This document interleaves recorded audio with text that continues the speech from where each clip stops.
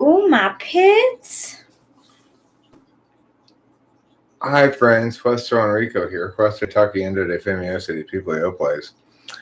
And I want to talk a little bit today with my delightful girlfriend and co-host Rachel Epolosa about the handsomest drowned man in the world. It's a short story I read the other day by Gabriela Garcia Marquez. And I gotta say, even though I kind of associate him with everything that's wrong with contemporary literature departments at universities, mainly this insistence on everybody has to be some identity, some special identity marker or something. Every author does, right? But Gabriela Garcia Marquez is absolutely a genius, just shockingly genius, awesome, brilliant writer.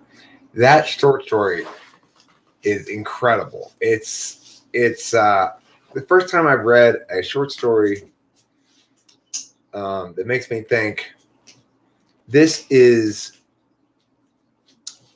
like as good as Saki. And wow. For much the same reasons too. He does many of the same thing. In fact, I've noted this as well from Sherwood Anderson, another writer that I admire a lot.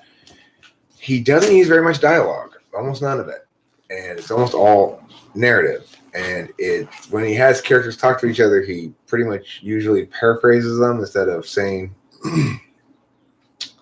what they're actually saying. So I'm going to read a little bit of it, maybe a paragraph or two, then pause. The first children who saw the dark and slinky bulge approaching through the sea let themselves think it was an empty ship. Then they saw it had no flags or masts, and they thought it was a whale. But when it washed upon the beach, they removed the clumps of seaweed, the jellyfish tentacles, and the remains of fish and flotsam, and only then did they see it was a drowned man. They had been playing with him all afternoon, burying him in the sand and digging him up again, when someone chanced to see them and spread the alarm in the village. The men who carried him to the nearest house noticed that he weighed more than any dead man they'd ever known, almost as much as a horse, and they said to each other that maybe he'd been floating too long and the water had got into his bones. When they laid him on the floor, they said he'd been taller than all other men because there was barely enough room for him in the house. But they thought that maybe the ability to keep on growing after death was part of the nature of certain drowned men. He had the smell of the sea about him, and only his shape gave one to suppose that it was the corpse of a human being, because the skin was covered with a crust of mud and scales.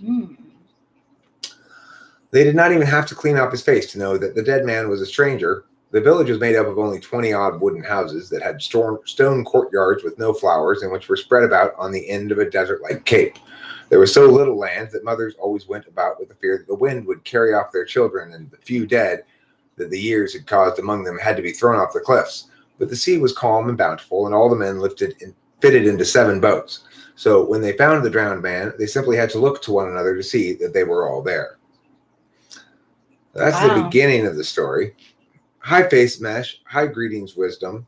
Hi, Octavio Silva. Did you get my email? Hey. It's a pretty clean take. There's one question that Rachel asked that she repeated because she messed up asking it the first time. Yeah. And there's one thing at the end where I mess up a little bit. I think I repeat it. So other than that, it should be pretty clean. Cool. Okay, so you might have to wait for a minute while Google Drive processes it. Google Drive uses the same compression algorithm as YouTube, as far as I know. And as a consequence, just as it takes a while after you put up a video for it to process in YouTube, it takes a while after you put up a video for it to process in Google Drive. So it might not be accessible for you right away. Greetings, Wisdom. Are you a philosophical thinker? I'm trying to figure out who that is because I'm like, I know that icon. Maybe it's a brand new person with brand new. Oh, you were right. How do you know? The icon. Is the icon the same? Yeah. Oh. Cool. Sounds good. Oh, and Face Mesh's lawnmower? Everyone's, what is going on? Well, that's a good way to start it fresh, yeah. Right? Hi, Eric and Rachel and green screen and probably Bong, who's off screening Eric's computer and the story being read off of Eric's computer. Mm-hmm. Hi, Email Dan, folks. Hi. Thanks for mentioning the Bong. I would like to pull some Bong riffs. After which, if you want to pull bar reps, you can do that. Or if you want me to roll your joint, I can certainly do that as well. If you could roll me a joint, that would be much obliged. Much appreciated. Appreciated. Actually, it works either way, I think. I'd be much obliged if. That means you feel like you have an obligation to reciprocate if you say you're much obliged. Oh, yeah. I'm much obliged. But you really appreciate it. You don't feel an obligation to reciprocate. No, I just... And you shouldn't, because I'm happy to roll joints for you, my darling. It was so nice having a boyfriend who can roll you joints. That's real love, let me tell you. It really is. Oh, Octavia Scylla. You don't have to get all up in everyone's secret plans all right away and disrupt them.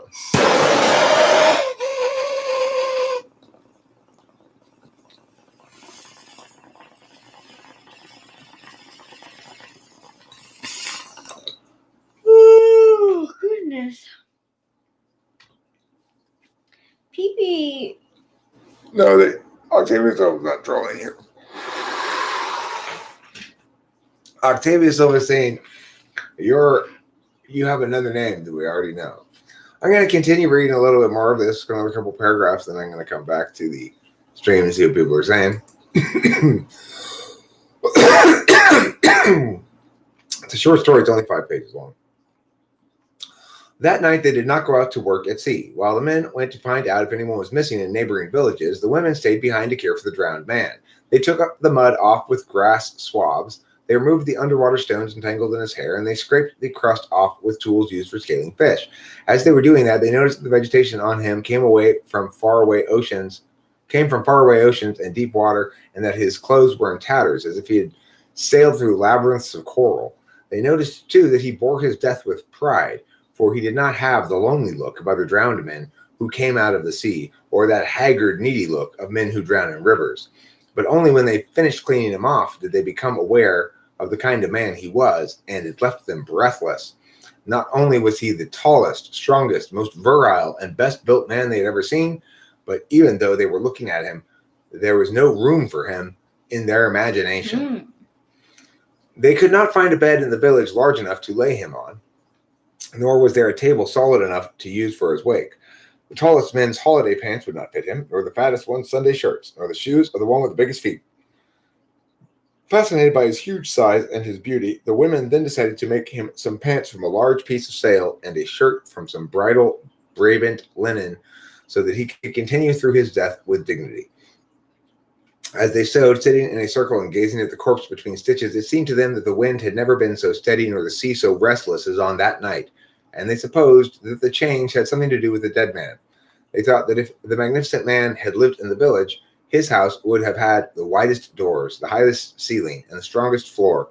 His bedstead would have been made from a midship frame held together by iron bolts, and his wife would have been the happiest woman. They thought that he would have had so much authority that he could have drawn fish out of the sea simply by calling their names, and that he would have put so much work into his land that springs would have burst forth from among the rocks, so that he would have been able to plant flowers on the cliffs. They secretly compared him to their own men, thinking that for all their lives, theirs were incapable of doing what he could do in one night, and they ended up dismissing them deep in their hearts as the weakest, meanest, and most useless creatures on earth. They were wandering through that maze of mystery when the oldest woman, who, as the oldest, had looked upon the drowned man with more compassion than passion, sighed, "He has the face of someone called Esteban." It was true. Most of them had only to take another look at him to see that he could not have any other name. The more stubborn among them, who were the youngest, still lived for a few hours with the illusion that when they put his clothes on and he lay among the flowers in patent leather shoes, his name might be Lautaro. But it was a vain illusion. There had not been enough canvas. The poorly cut and worse sewn pants were too tight. The hidden strength of his heart popped the buttons on his shirt. After midnight, the whistling of the wind died down and the sea fell into its Wednesday drowsiness. The silence put an end to any last doubts. He was Esteban. The women who had dressed him, who had combed his hair, had cut his nails, and shaved him, were unable to hold back a shudder of pity when they had to resign themselves to his being dragged along the ground. It was then that they understood how unhappy he must have been with that huge body, since it bothered him even after death. They could see him in life, condemned to going through doors sideways, cracking his head on crossbeams, remaining on his feet during visits, not knowing what to do with his soft pink sea lion hands, while the lady of the house looked for her most resistant chair and begged him, frightened to death, "Sit here, Esteban, please." And he, leaning against the wall, smiling, "Don't bother, ma'am. I'm fine where I am," his heels raw and his back roasted from having done the same thing so many times whenever he paid a visit. "Don't bother, ma'am. I'm fine where I am," just to avoid the embarrassment of breaking up the chair, and never knowing, perhaps, that the ones who said, "Don't go, Esteban. At least wait until the coffee's ready," were the ones who later on would whisper, "The big boob has finally left. How nice. The handsome fool is gone." That was what the women were thinking beside the body a little before dawn. Later, when they covered his face with a handkerchief so that the light would not bother him, he looked so forever dead, so defenseless, so much like their men, that the first furrows of tears opened in their hearts. It was one of the younger ones who began the weeping. The others, coming to, went from sighs to wails, and the more they sobbed, the more they felt like weeping, because the drowned man was becoming all the more Esteban for them. And so they wept so much, for he was the more destitute, most peaceful, and most obliging man on earth, poor Esteban. So when the men returned with the news that the drowned man was not from the neighboring villages either, the women felt an opening of jubilation in the midst of their tears. "Praise the Lord," they sighed. "He's ours." We're going to pause right now and go back over here. So,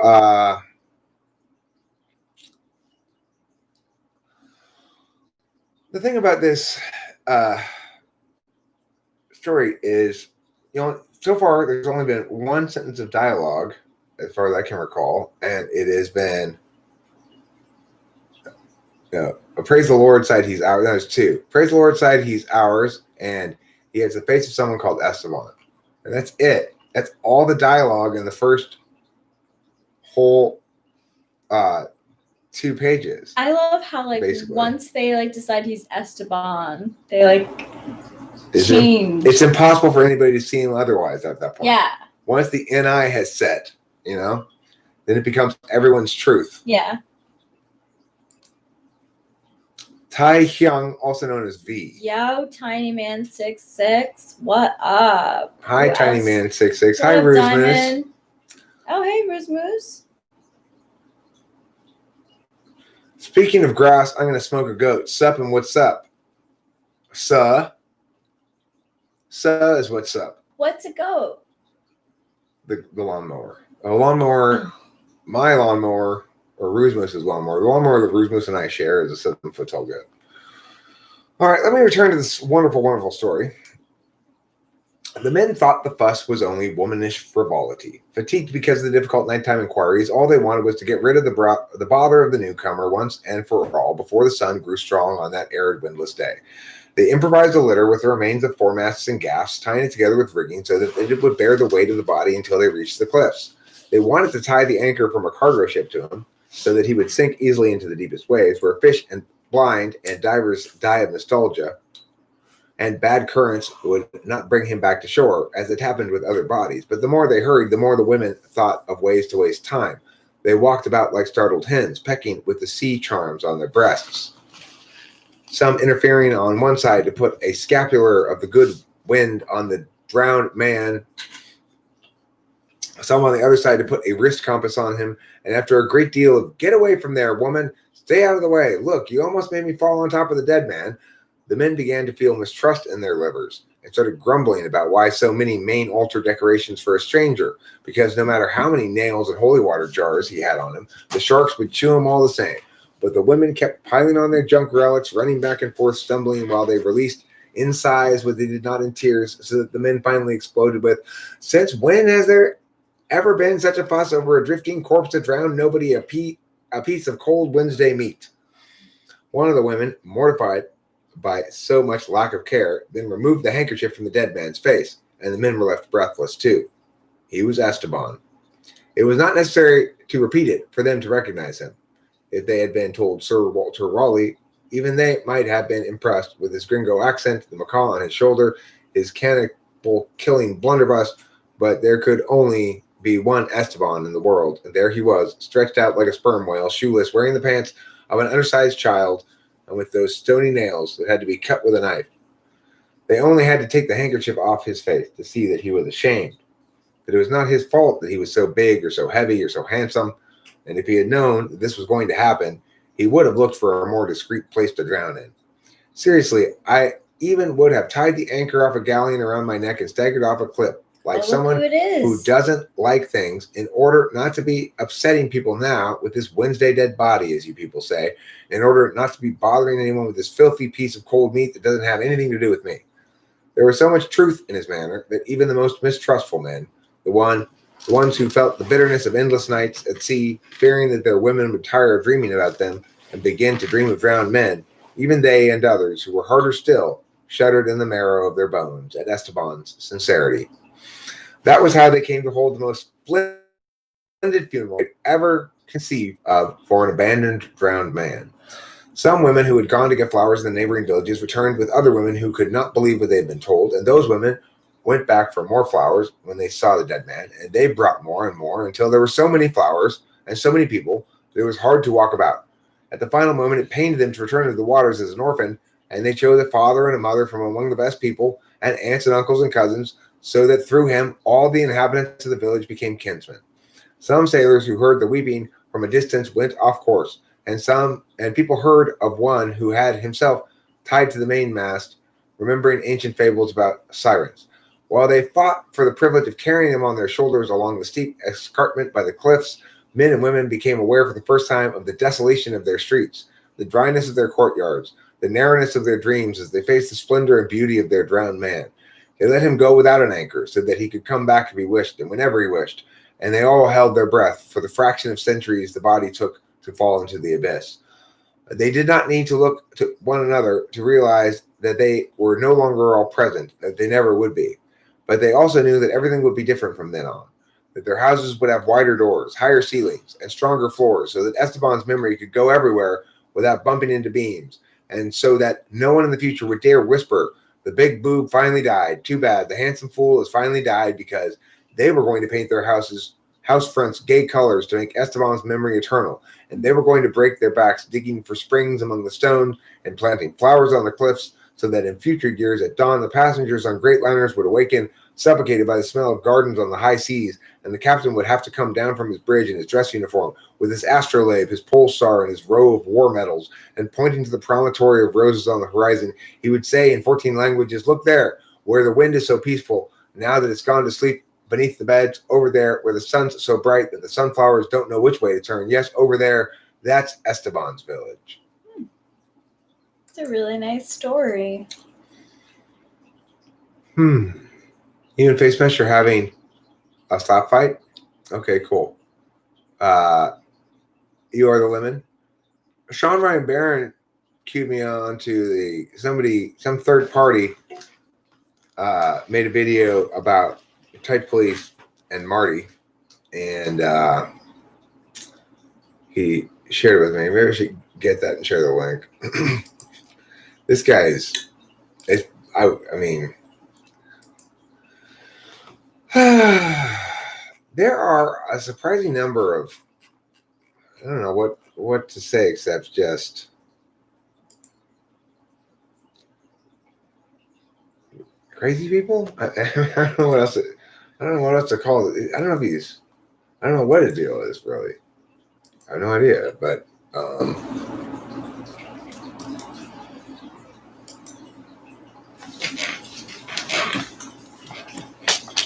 What show from Disney? I was The Sweet Life. I have. So I've watched it. I used to watch kid. that when I babysat too. Erica has a wig and she's my hater. She's ENFP or what? Or ESFP. Who's Eric? Oh. My alter ego. Your alter ego. Bye, greetings, wisdom. Bye, greetings, wisdom. Oh, hi, Susie. How's it going? Esteban was a bellhopper. That's funny. I just remember, did they live in a hotel? Yeah. Yeah. And people used to say that I looked like Ashley Tisdale from that show. They lived and worked in a hotel until they, the Sweet Life on Deck with Zach and Cody, Yes. of course. Then they worked on a cruise ship. On a cruise ship. That's right. Now, sure, you got your purists who are fans of Sweet Life, Yeah. but there's this large camp of fans who think that Sweet Life on Deck is even the better show, maybe. So, it's a topic of a lot of back and forth in the Zach and Cody fan club community. Truth. Who here is a member of the Zach and Cody fan club? I'm vice president of the Zach and Cody fan club. Keep waiting for that president to die. Hey, Noir. And thank you, Tiny Man 66. I realized something today that will obliterate both the world and everything we thought we knew. NASA is on their knees. Why is NASA on their knees? Are they on their knees because you gave them this information? Are they blowing you right now, Oliver? Is that why they're on their knees? So, Noir, let's have the talk then. Sweet Life versus Sweet Life on Deck. Funny. Ashley Still played Maddie like funny how the blonde was the smart one and the Asian girl was a richer. You know, that is very funny because I had a roommate who in college who was an ESFP, and she totally reminded me of the Asian girl. They nailed it. They nailed it with that. They changed that stereotype, I guess. If you can kill two birds with one stone, then how are there still birds? Checkmate NASA. They don't know what to do with that. I don't understand Oliver Stone. If you can kill two birds with one stone, there'll still be birds because not all stones are used to kill birds, and that would, even if that were the case, it would require there to be more stones than birds, which there may be, but that's not been established.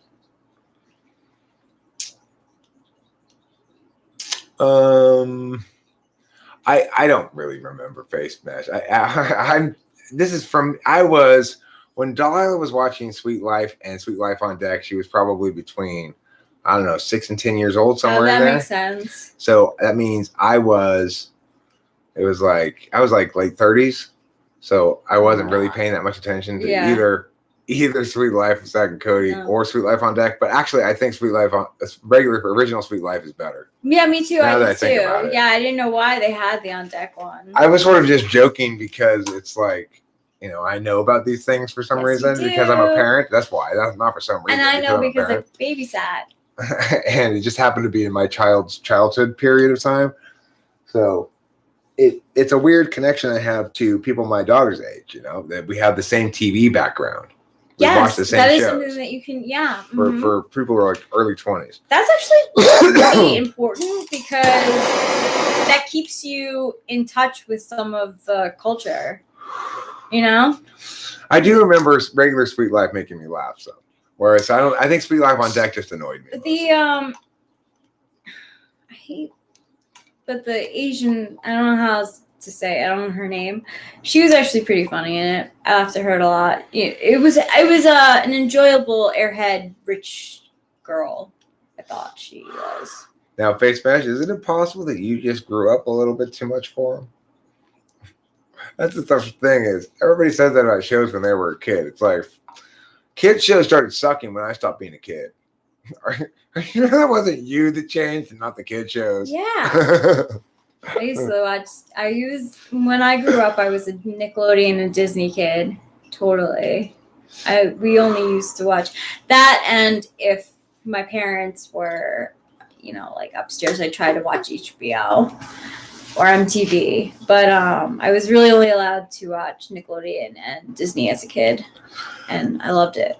Well, let me tell everybody that kids shows in the 70s were much, much worse. Much, much worse than anything that kids later on had.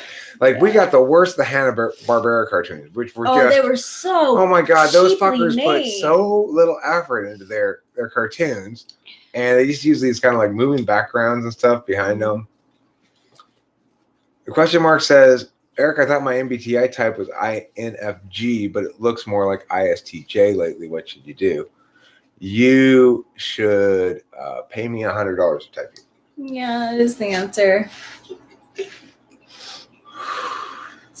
Let's be real. Scooby-Doo was not a good show. I mean, it's good fun. There's all Hanna-Barbera. I liked it better than their other ones. yeah, Hanna-Barbera was, the Jetsons, the Flintstones. They're all in like good nature, but I never laughed at them really. I liked the Jetsons because I liked Judy Jetson. I was a little girl, and I liked pink things.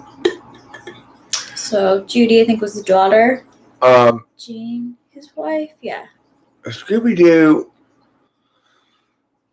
I don't know. For some reason, I remember sort of knowing that was one I could watch. Like there were some really awful ones. They were just like, even as a kid, I was just like, Jesus, they need to try harder. Even wow, even within the something. era, I'm like, man, come on, guys.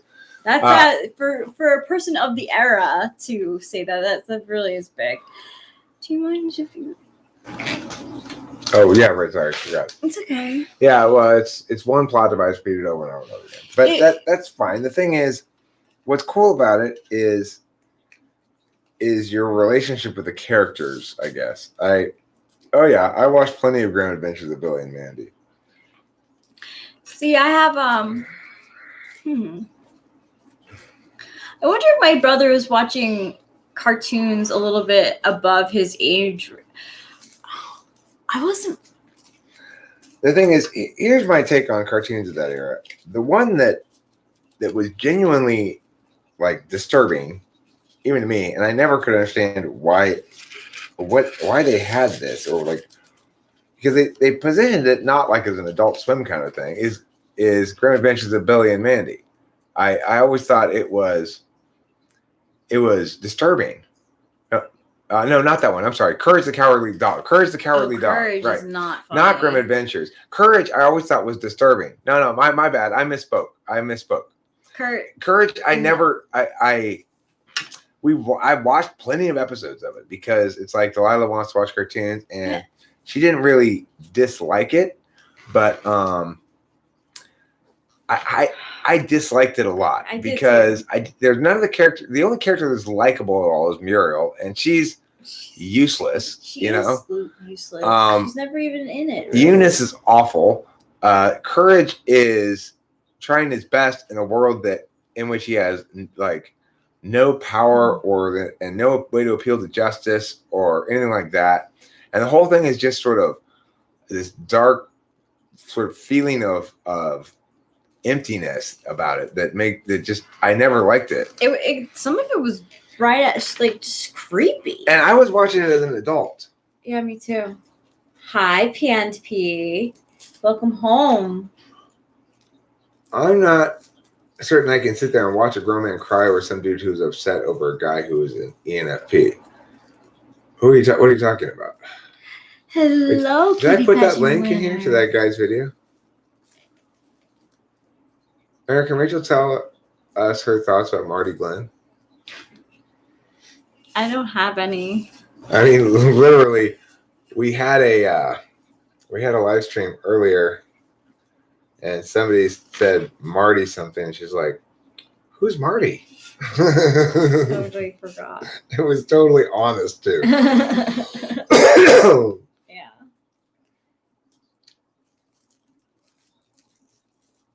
Is it that guy? He's got beta quadra eyes and he's in a hoodie. Do you think he's an INFJ? Maybe, or ENFJ. I mean, but he's obviously. I think he's maybe. I don't know. I mean, the beta quadra eyes are not conclusive. He could be another ESFP. Yeah, the one that's weirdly silent for 3 minutes. Yeah. And then the whole thing is so quiet that you have to turn it up super, super, super loud to hear it at all. Yeah, I don't know what. I mean, it's not unlike INFJs to like video stuff on their phone. I don't know. But it's just like, I don't know why I didn't see it really. Because he was just making a lot of faces and like I didn't hear. Yeah, it's the link I think that Octavia Silva put above. Could we play another game? Which Which one is me? What are you talking about? In my. Oh yeah, sure. So yeah, Marty Glenn is. I try to. I'm now for the first time. Really, I'm trying to apply a little bit of FI to this. He's running into a challenge because he's. You didn't make me upset. You can't comment on my channel. Unless it's by accident that you're blocked or something. Here you Yeah, thank you. I didn't do it on purpose. ISFP, thank Ethan McDonald, that guy with the hoodie. I was thinking possibly ISTP. ISTP, that would make sense, possibly. Possibly. I mean, what I'm saying is, it is born of beauty of your gloriness. Of a terror because he's trying to use words to enable his SE. He's trying to activate his SE with his NE, but he's getting shut down on the poor intuition. No, I think that maybe that guy in the hood, I don't know, because he had beta quadra eyes. I don't know what type he was. He may not be beta quadra, but he does have beta quadra eyes. They look sad. I thought he was crying. Marty Glenn is rolling around in the sadness of his own past and is pissing you off. Well, is he? I mean, yeah, continuing? He is. No, he kind of is. It's like, well, you notice how quickly he went to, hey, I suffered abuse. And we're going to play a game after we answer Nora's question. I have an off-topic question I was thinking of. What is it? What format do you want it in, Octavia Silva? That's a fairly common format. I mean, Windows Movie Maker uses it. What are you trying to edit it with?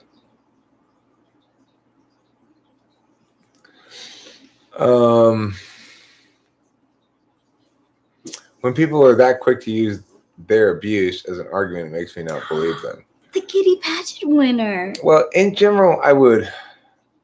I mean, I don't know. The thing is, it was kind of relevant potentially in that he's trying to say the reason he's the way he is rather than how INFJs are is because of his personal experience. But of course, his personal experience would impact how he came across as an INFJ, perhaps, but it wouldn't make him come across as an ESFP. And personally, to be honest, think he's actually an ESFP now that I thought about it enough. But unfortunately, I've got all these words already invested in him being an ENFP. But that's the problem with being a TI person is you got to just come clean when you're wrong, you know. Marty Glenn is so obsessed with the idea of INFJs being dangerous in your worst nightmare. Is it a fetish? I don't know, but I found it was kind of like satisfying. It was kind of like batting practice.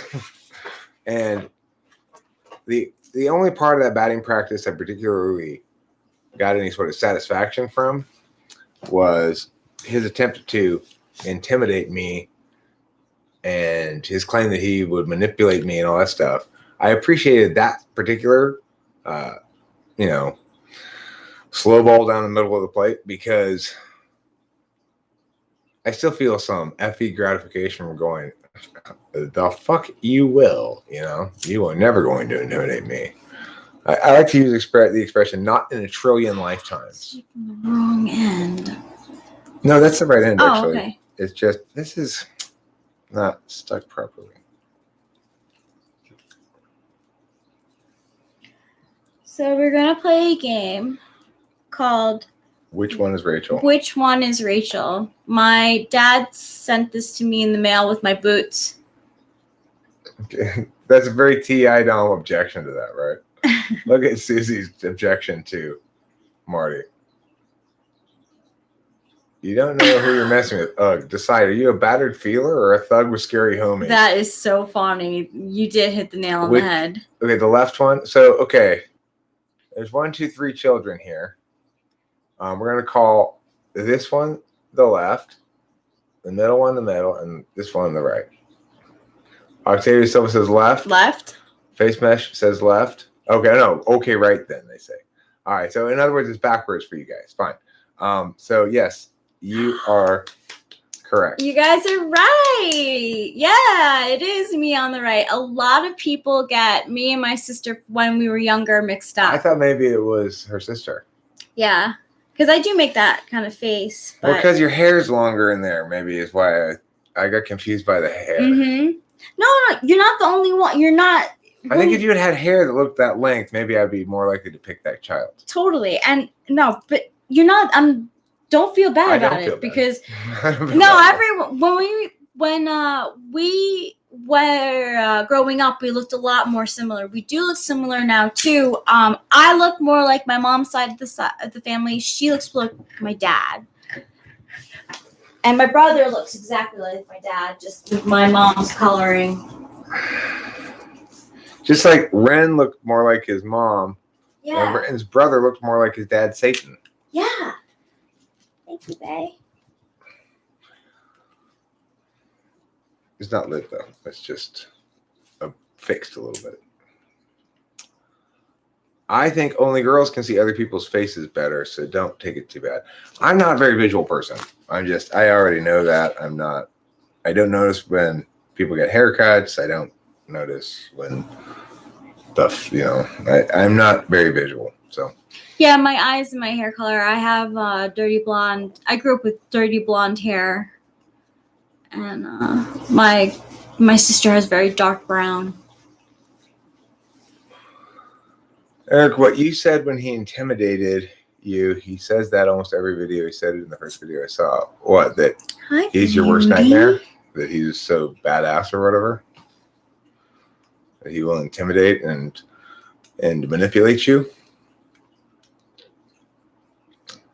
Well, it makes me very glad then that I said, never in a trillion lifetimes will you ever manipulate or intimidate me. And it's true. And so, it gives me gratification. It gives me FE gratification to be like, yeah, fuck that guy. Beta Quadra eyes are like Rachel's eyes. That guy in that video does have Beta Quadra eyes, but that doesn't mean he's Beta Quadra. Yeah, it's not 100%. And I've typed the INFJ before we didn't have them as well. So Jen, she's an ENTP. I don't think she's an ESTP, but she has big eyes. I have my mother's eyes. Of course, she eventually lost her whole head. That stinks. I'm sorry to hear that, man. Beta Quadra. And you survived that? Did you survive that? Or did you... That's his mom. I know. Marie Antoinette, no? Marie Antoinette. Louis the 17th. Mother's League. That's funny. I didn't even make that connection. I just thought it was a funny joke because it's like, I have my mother's eyes, meaning that you took them, and therefore you eventually came back for the rest of the head. In other words, I interpret it as the best way to phrase that joke would be, of course, I eventually came back for the rest of the head, would have been the best way to put it the way I was interpreting it. Nothing to do with Marie Antoinette. I was taking it as Marie Antoinette asking, and then I'm like, well, didn't you die too? But see, I think you died too. That is a pretty funny joke, though, that sort of incidentally comes about as a consequence of this misunderstanding. Is people do say that. If somebody said that to you, well, I have my mother's eyes, you can always say, did you ever go back for the rest of the head? Yes, you can die from neglect, actually. That's true. I learned that in my sociology classes. It was a really mean, it stuck with me. There was a study done on a girl who was neglected for... Okay. I can't hear it. I don't want you to hear it. It's not worth it. It stuck with me too much. Nora, what's your earlier question? No, yeah, what is it? And the thing is, the physicalities can't be relied upon. They're not 100% reliable. So in other words,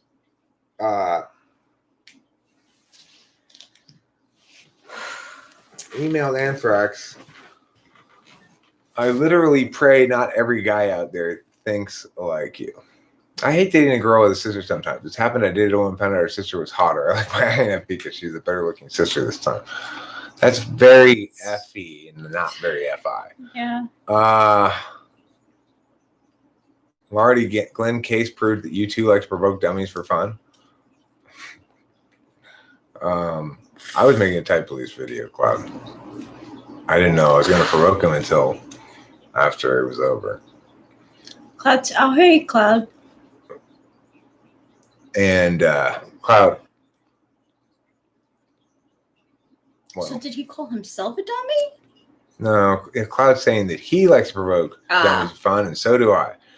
Of course, I don't know how the fuck is going to react. I didn't know anything about him when I started making the video, Cloud. I knew absolutely nothing about the guy. I just started making the video because somebody said type and Cloud, I didn't bring up the subject and generally haven't since the thing happened. It's interesting, so people bring it up. And, you know, Cloud, you got to sometimes make some sort of effort to be honest. It's kind of ridiculous. Who is the guy Octavio Silva linked to? Do FI types tend to not like FI media, like movies and TV shows? I noticed I don't really like FI movies, but is that because I'm FI lead? So it's like when Eric said he doesn't like any music. Yeah, I think FI, I mean, you only like FI media that does FI extremely deftly. So you've got a very high standard for the thing you're most expert in, obviously. Yeah, I don't know many ISFPs who like romance movies. You probably have enough of that. You know, you're responsible for the actual FI, the actual experiential shit. You don't need somebody else to prompt your FI and yada, yada. Whereas me, I seek FI. I get a lot of FI experiences through media. Most of them, you know, are through finding the unbearable lightness of being in some sort of piece of media that I'm watching. Zandy, I don't know if the girl had an older brother. Possibly. It was just a case study that we had to go through in sociology to learn about the mind and how, nature versus nurture. It was terrible. I fucking hated it. And I wished that I missed class that day. I think I missed so many of the other classes, and finally I'm like, yeah, we get to watch a movie. And it was like the most depressing thing. It was like watching stuff from the Holocaust, you know? Well, I would suspect Luis Dizon that probably,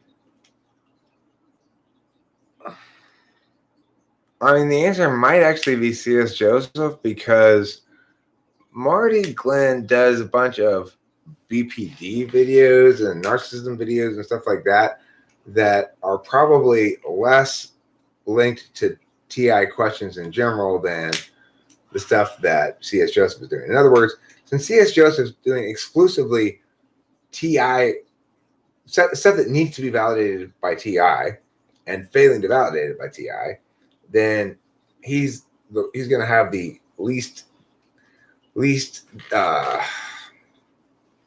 what's that word? Discriminatory audience.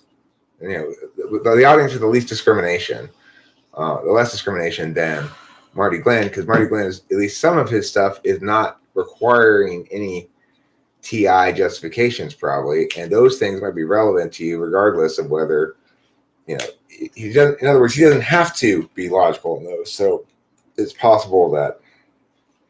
Well, it depends on what his approach is. I haven't watched any of them. I don't know. Can I ask? I want to ask Octavio Silva, since yes, that'd be cool if Noir is an ISFP. It would be nice to have another one in the chat. I want to know, Octavio Silva. So we in Socionics have a benefit relations, and you ISFP benefits me INFJ. Do you ever feel frustrated by me? Like the work that I put out with Eric, do you feel that I could be doing more? Like, because it is an asymmetrical relationship. So I do I am curious, do you see that? Because I don't really, because of the distance through the computer, I don't know. Okay, utter self. Let me just tell you, I didn't do the vocals yet, but it's because I woke up really late today, and then I'll probably do tonight before I go to bed after this, when Rachel goes to bed. It's already 10:30, but she might not be as sleepy as she normally is around this time. Yeah, it's possible. No, you can go do your thing. Some can make the same argument of me. What argument of me? Aw, I'm glad Octavia said it. That's nice. I'm glad. Which argument do you think is a double-edged sword? I'm curious to know what you're referring to. It's possible.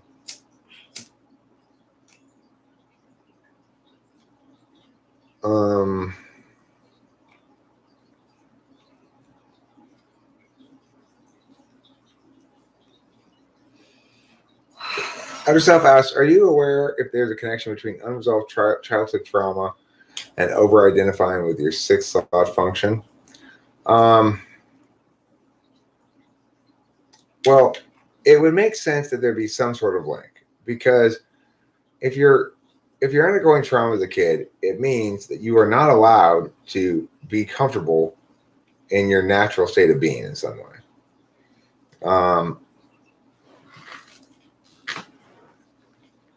Yes, that's what I meant by discriminate in that instance. Oh, is that what you're talking about? No, I meant discriminatory as in able to discriminate distinctions. Right. Well, much of what I say needs to be validated with TI, and I'm using TI to validate it. So that's appropriate. And the difference is much of what they're using, like C.S. Joseph's talking about the same kind of thing, but he's not validating it with TI. So as a consequence, it's not so much that he's so he's dumb or whatever. It's that he's trying to use flour. He's trying to use he's pouring bacon grease on a fire to try to put it out. It's like, that's not going to work. You're going to want to use TI instead of that thing that you're using. Hey, Curious Kyra. You did say you would be back. Watch BTS. They help with mental health and their beautiful messages help you feel better. No. Who said that? Oh, sorry, Face Mesh. I'm not a huge BTS fan. I gave them a shot last year when I was a camper and my campers were into them. I can't. I like that their videos are like stories and they're very into aesthetics and stuff, but I'm 35 years old. Email Anthrax, let me make something clear.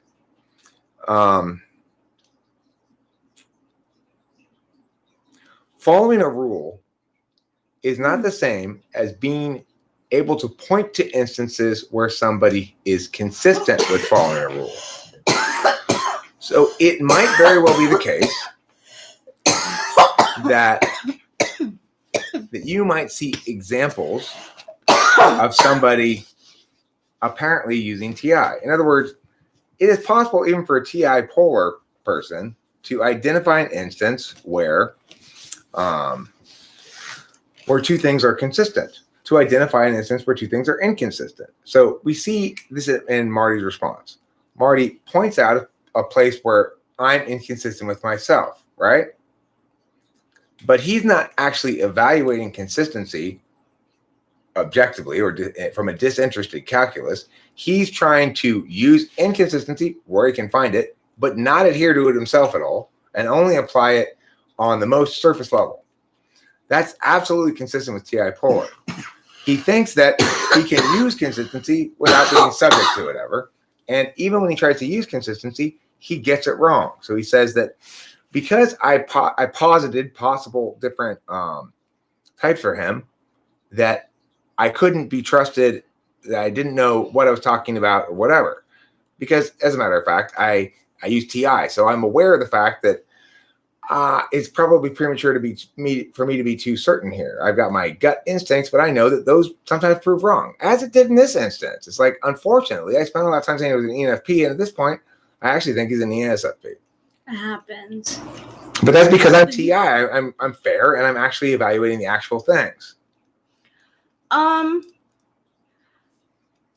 don't ever really want to travel to any of the Koreas. Is that okay with you?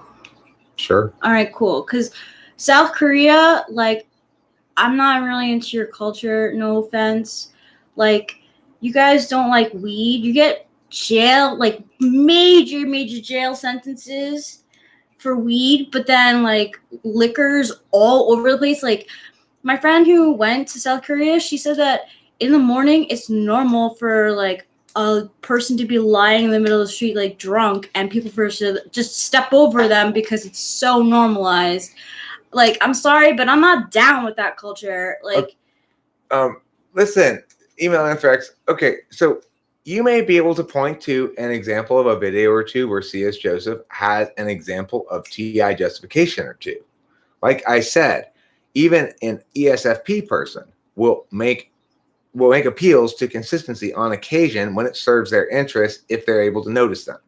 So that's not inconsistent with him being an ESTJ, certainly. As an ESTJ, he does understand sometimes that TI is necessary, and he will be flustered by the fact that, see, this is the difference, right? C.S. Joseph is flustered by his TI inadequacies. Marty Glenn is Dunning-Kruger about them. That's the difference. C.S. Joseph's problem is he doesn't understand NI.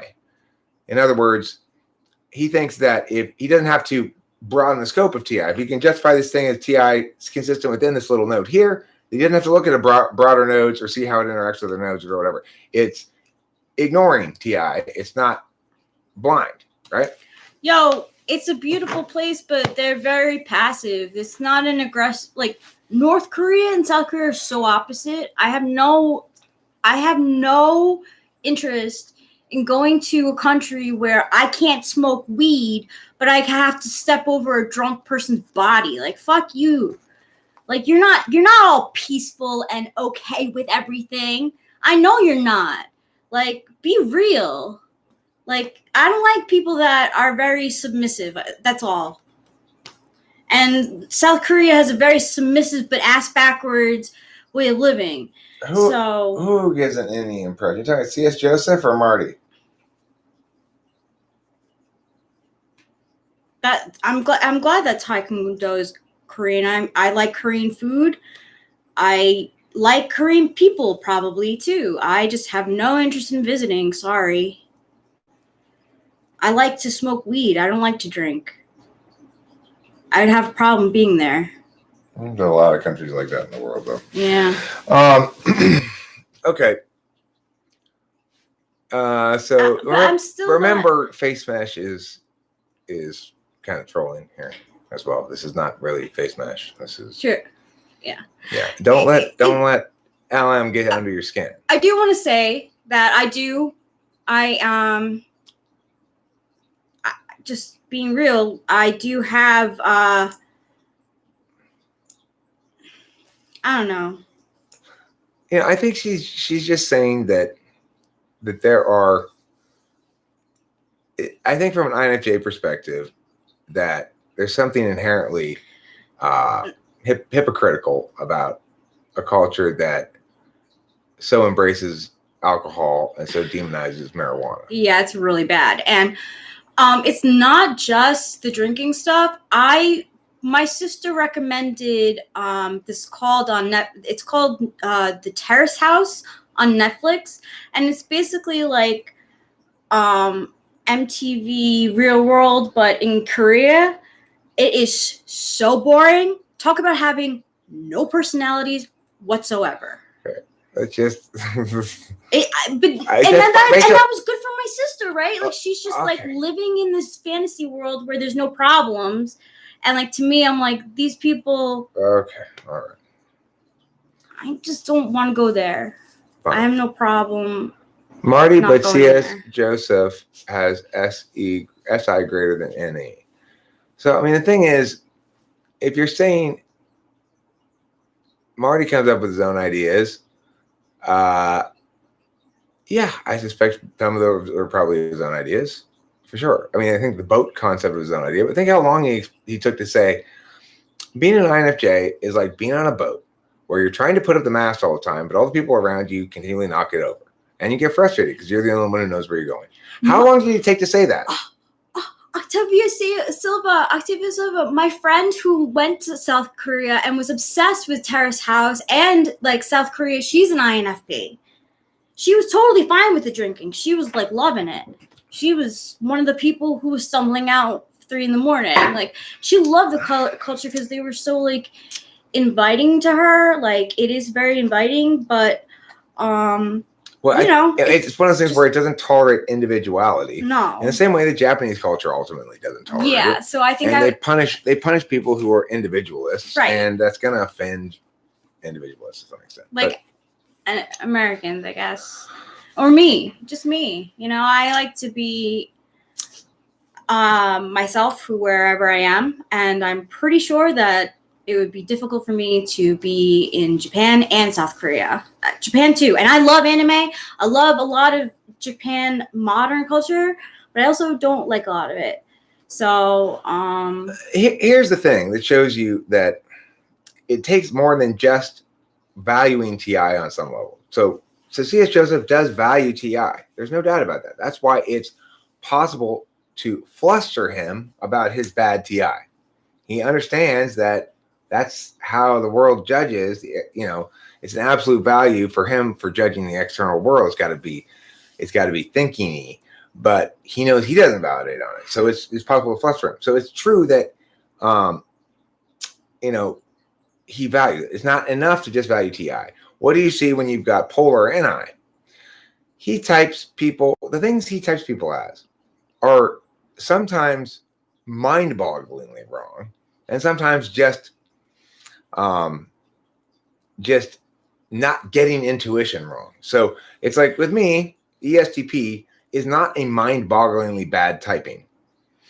But yeah, anti-individualism culture is not good for me. My sister went to Japan. She fucking loved it. Everyone wore masks there before here. She fucking loved it. She was like, everyone is so polite to each other, blah, blah, blah. And like, no one has sex there anymore. The kids aren't interested in sex, but they're working crazy hours. Like they're encouraged to sleep under their desk. And look, these are all things that I've heard, but I also really do know that these cultures are very non-individualistic, and me there's a lot of pressure to conform.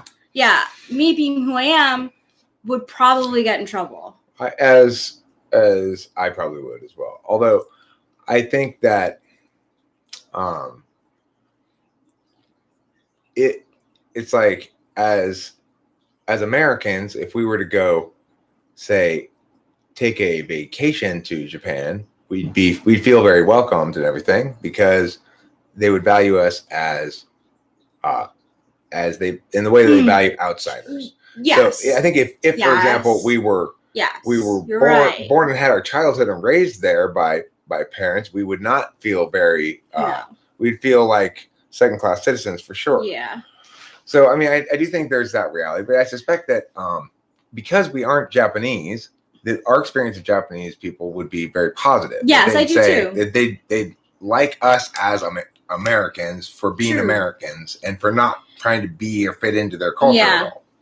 And there's certain things about Japan that I like their culture, certain things about it a lot. I would want to go. I don't think I could ever live there. I don't think I could live there. They don't really speak. I mean, they do speak English, but not much. Like I'm not gonna lie. Like that movie Lost in Translation with Scarlett Johansson and Bill Murray. Like Scarlett Johansson is in Japan to be with her boyfriend, who's a photographer. And she spends most of her time, because of the translation difference, like just kind of meandering around the city. And like that hit me because I feel like that's what it would be like for me in that city. It would be so like, and this is coming from someone who lived in New York City where Times Square is just like crazy. I don't have patience like they do, and it would be really hard for me to be always polite. Well, like this sort of thing, right? Tonight, Rachel had a little bit of one of the Rachel oil spill, where she decided to vent her, her both middle fingers raised self at South Korea for some reason. Why? Who knows? Who knows why? I don't know. The point is, I'm scared of them because they're so passive. Like, I want to help them. I want to be like, yo, you have rights, but the thing is, in this context, like I said, I prioritize, and I recommend everybody else prioritize a mistake-free, mistake-tolerant environment. I apologize if I offended anyone. There's nothing to apologize for. But nevertheless, if your goal is to make everybody feel positively about you, then that would not be effective FE, right? It's like when you're expressing yourself about in negative ways, you're going to be less well liked by others, right? Same thing for me too. Yeah. When I'm being very negative, I'm less well liked by others. The thing is this: in Japan, that they have this weird FE-NI-SI thing going on. Yeah. Where not only do you have to be right intuitively, but they keep track of it all. So you're always like held accountable for whatever you did in the past. And these Japanese cartoons are often about how this transformation where a person lets go of their past failures and learn that they don't have to be so attached to them. Yeah. I have a lot of respect for Japanese culture too. Like, I did a study in college at university about Japanese culture and how there's a big discrepancy. I shouldn't say discrepancy, but there's a big age gap. And the older are getting older, and the younger don't want to take care of the older kid or the elders like they used to. It's very traditional that you bring the grandparents in, you bring in, your parents when they're elderly. But a lot of the younger generations are rebelling against that. And it's just a very different land. And it scares me because of I wouldn't fit in there well. That's why. It's just annoying. Alex Light said that we mislisted that response. Email answer. Actually, CS Joseph burner account. I don't think so. I don't think so. Well, what's Alex's viewpoint? That the CS Joseph is whatever is email answer to CS Joseph. I mean, I don't think his point is invalid. I think it's wrong. I think, in fact, you are not CS Joseph's burner account. But I don't think he was trying to present it as the deliberated conclusion from critical thinking. I think he was just throwing an NI dart out there and seeing if it stuck,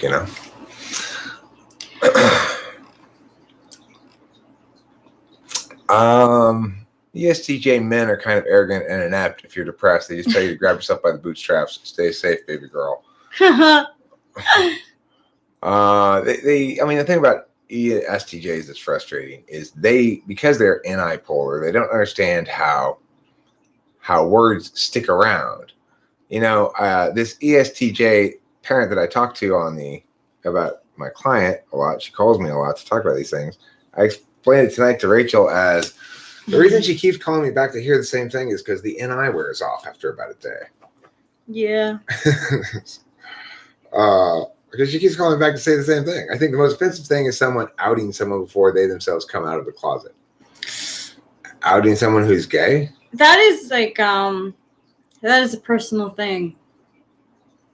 I mean, I think it's worthwhile to afford somebody the benefit of the doubt regarding their own sexuality without feeling any particular need to question it. On the other hand, it's also the case that, like, my ex-wife's brother is gay, and when he was trying to insist he was straight during his teenage years, it didn't go over very well because it seemed obvious to the rest of the family, or at least some of the rest of the family, that he was gay. And so there was some conflict between him and his younger sister, especially, where she was always trying to call him out on it. Interesting. I don't know. ESFJ Tinder boy spammed my Instagram inbox and suddenly got angry. I talked about depression in my page and mocked me for having a victim mentality and that I just need to focus on the moment. Oh, you mean he's providing unsolicited solvency towards your problems? Are our words finite or infinite? Well, any given human being's words are finite. You only speak a certain number of them in the course of a lifetime. But the possible things that one can express or ways in which one can express it are infinite. Is there a good way to test NI? You know, I was thinking one of the best ways to test it actually is to ask people a bunch of sort of open-ended questions and see how they approach the answers. Mm-hmm. So, you know, if I were to ask you, what do you think truth is? An NI person is likely to give you an answer in one or two sentences. And any person is saying, well, it really, you know, okay, first we have to determine, is going to go like that. If you ask a series of questions like that, you'll get what kind of habit they have in terms of answering in fairly short order. Yeah, like people who do surveys love me because it'll just be like, yes, no, yes, that was true. Yeah, basically I had a good time. And I'll also tell the truth too. All right, somebody link to CS Joseph's test. I want to take it. See if it gets me right. You know, I'm not opposed to CS Joseph happening on something useful to know. I mean, I incorporate whatever works. This is true.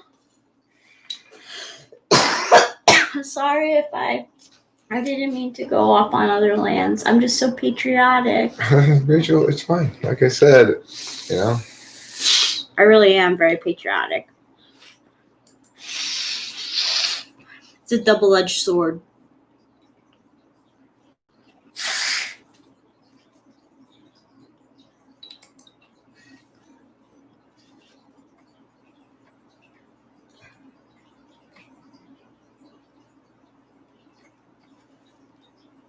Start the survey.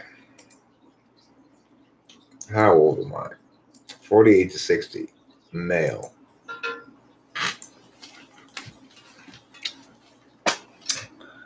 Eric.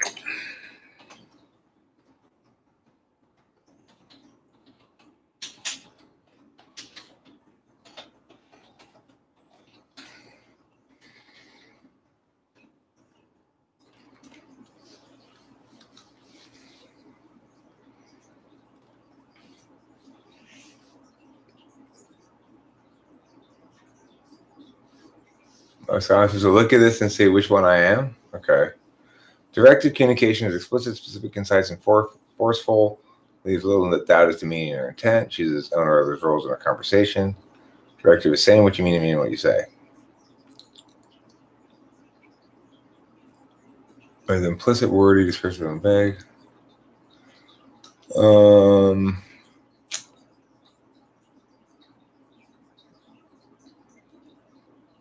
Aims to. Wow, this is a tough dichotomy because they're not two sides of the same thing, really. It's like somebody who's got good language skills or is particularly deft at communication has both. You know, I can do both. And depending on the context, I may or may not do one or the other. I guess I'll choose direct. Outcome versus progression. Progression is a focus on the movement toward goal. Outcome is control. I mean, I know I'm progression.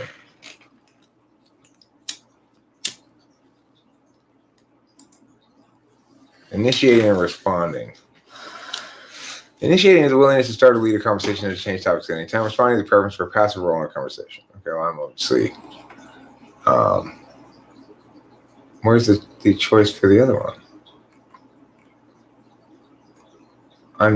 It only has one box on this one.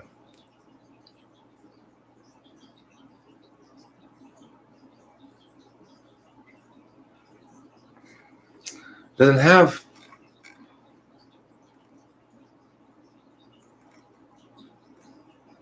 Actually, I'm gonna leave my first one uncertain, I guess.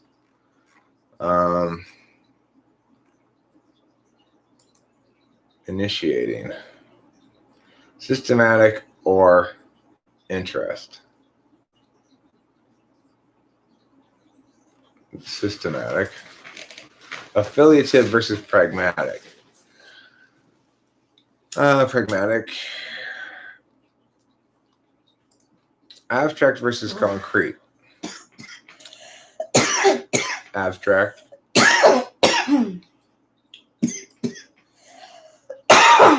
Fire and wind versus earth and water.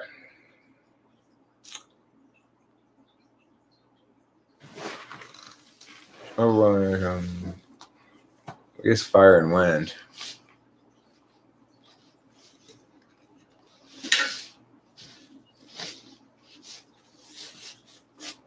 Again, it only has one box.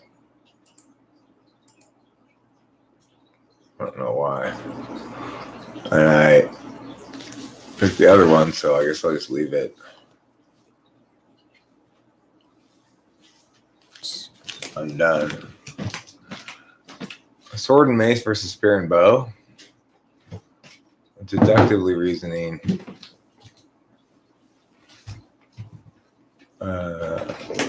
It doesn't have the box. Oh yeah, it does. It does have the box I want, actually. It's weird that it only has one box. Click.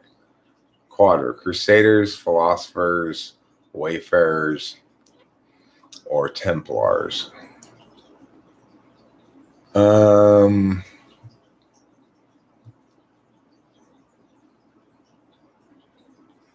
Templar, possibly.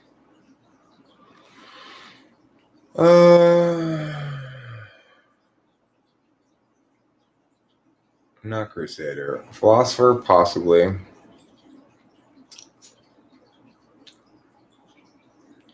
Wayfarer. I guess I'm a Wayfarer. They only have one box again.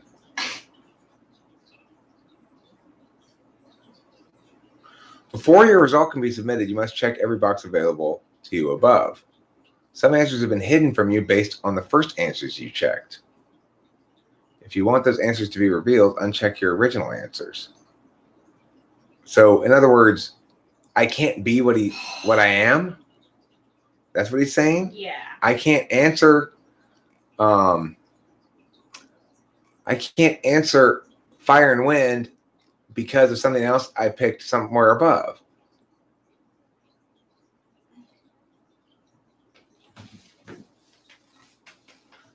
You must check all boxes available to you, but I'm not a Crusader, and that's the only box available to me. Yeah, and there's 4 options. And I'm not earth and water, and that's the only option available to me. So I literally can't answer the questions honestly.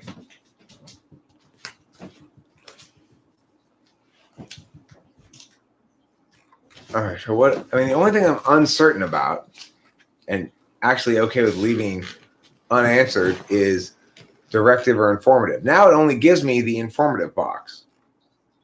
Yeah,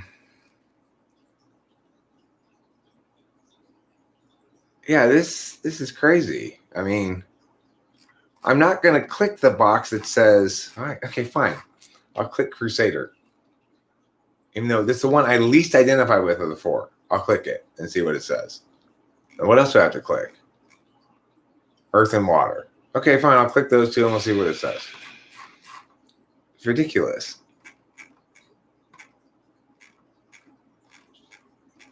Why do I still not be able to click it? I've got everything entered and everything I can enter it in. Oh, now I must pick informative. Okay, fine. I'll pick informative. It won't let me pick directive then if I pick those other two boxes, I guess. That's weird. It's like this can't be. This is not a ENTP. Okay, so if I misidentify, if I answer 3 questions intentionally wrong, it gets me right. That's weird. I mean, you know what I'm saying? I have to specifically answer 3 questions wrong for it to get me right. That's weird.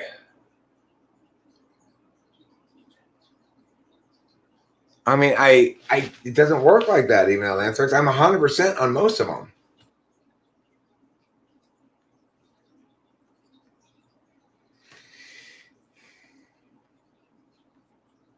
And the only one I was uncertain about at all really was the first. I was quite certain about all the rest of them, but it won't let me pick that combination of things. So in other words, he thinks that an ENTP answers the 3 questions that I answered wrong. Wrong.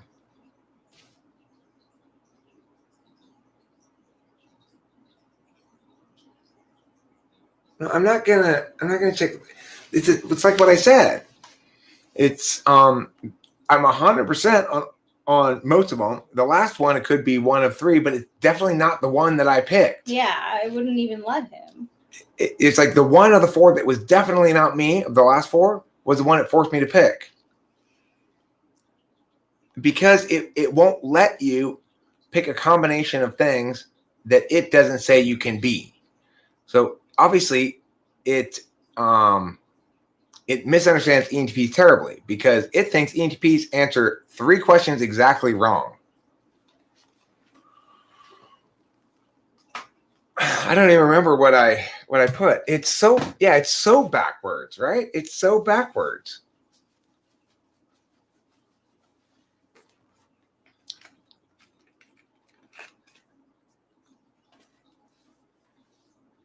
I actually like the idea of things going away when you answer certain ways, but it needs to be something. Those kind of questions are like, which one of these is most?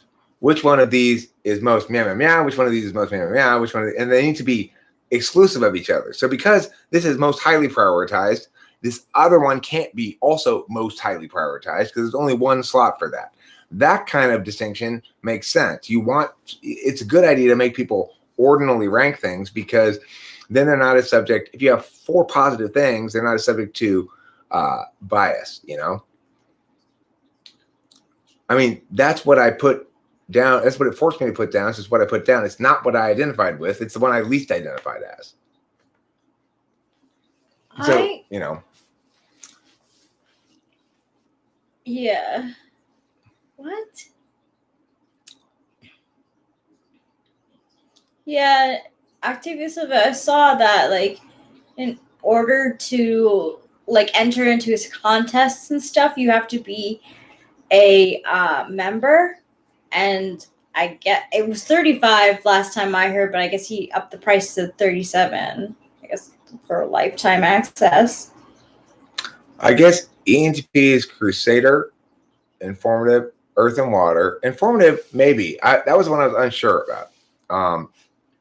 But there's another one that I had to answer wrong too, which was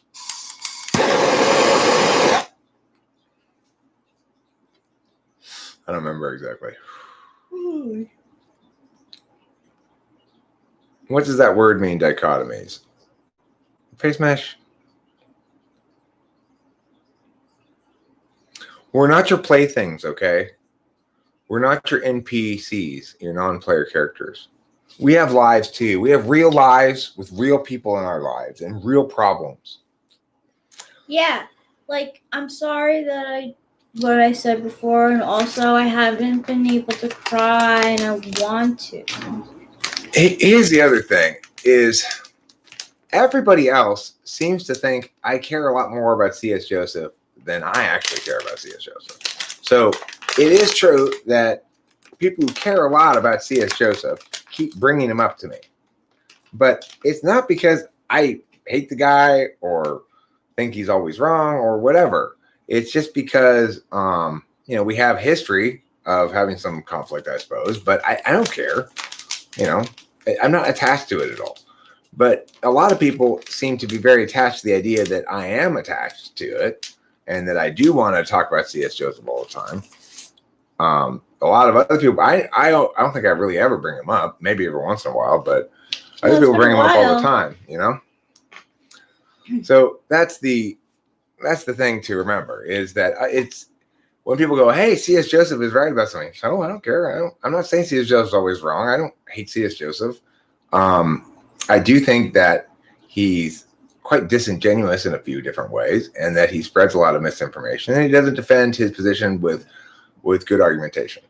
I made that point plenty of times. Sometimes I made it more demonstrably than others, sometimes more expressively than others, but that's about all I have to say about C.S. Joseph. I mean, I don't give a fuck what he's doing. Last year when there was the big brawl, it was because he was talking about weed, remember? Well, it was because he did what tends to set me off, which is people can talk as much shit as they want about me. It rarely sets me off. But when they talk shit about people around me or express opinions I find offensive about people around me, then I tend to get pissy. So in that instance, what set me off, what actually got me the warning from YouTube, which I still have and will, I guess, forever have because they no longer drop off, was quote unquote bullying C.S. Joseph after he discounted anything Taylor said on the grounds that Taylor was a drug user. And I just was like, that is fucking awful and cowardly and wicked and evil and so forth, And I had good reason for saying so. It's true. But if he'd said it about me, it wouldn't have bothered me nearly as much. I'd just been like, yeah, whatever.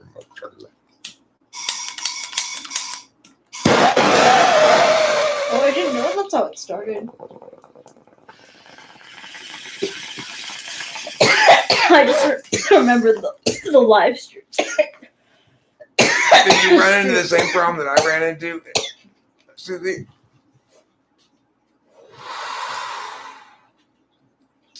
Susie, you're an ESFJ Cavalier.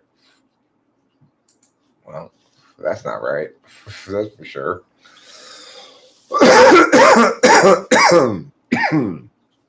Amazing. I'm an ENTP rogue.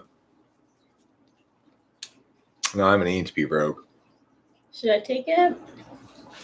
Yeah, sure. It's a good idea. Let me find the link again.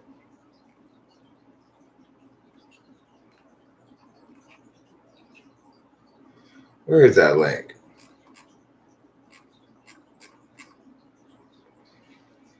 Boom, boom, boom. Can somebody put the link in again, please, for me? I can't find it. I mean, I have a 4-question test. Yeah, sure. What did you get at? What? No, tell me what type you got. I don't care what answer you put.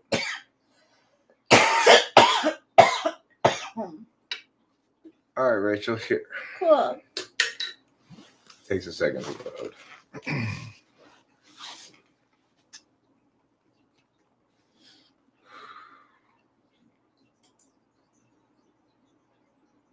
Oh.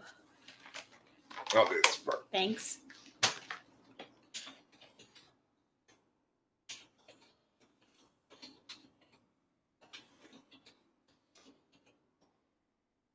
Thank you.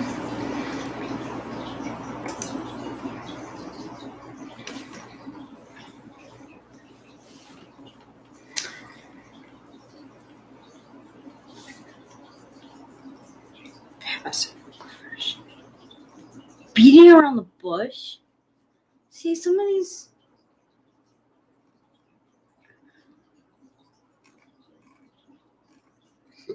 I feel like I'm more informative. I agree. No.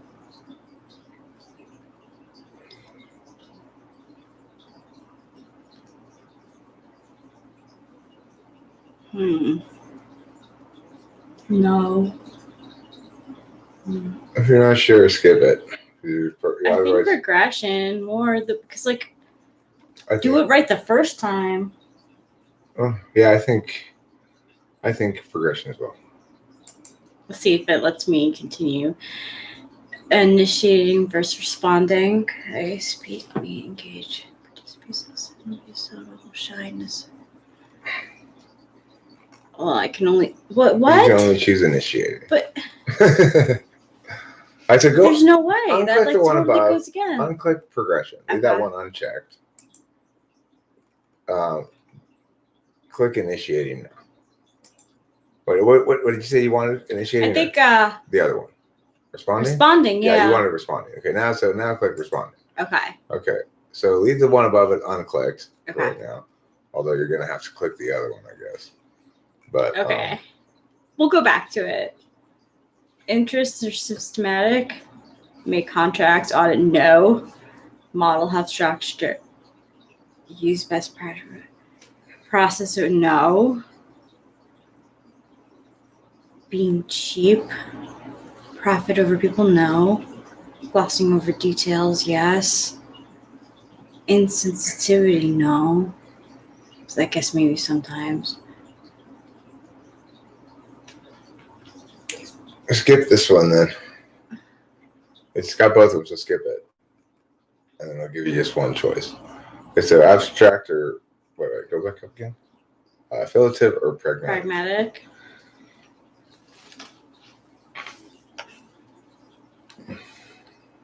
Yeah, I guess Affiliative, yeah. I agree. Abstract or concrete? I'm definitely more abstract. Yeah, I agree. Fire, wind, earth, and water. I think I'm earth and water. Okay. Well, no. Yeah. Okay. Good. You get to choose that one. Question 8. One more down. Oh, there's one more? Yeah, there's one more down. Oh, spear and bow and sword and mace? Or there's actually 2 more down. Yeah. Okay.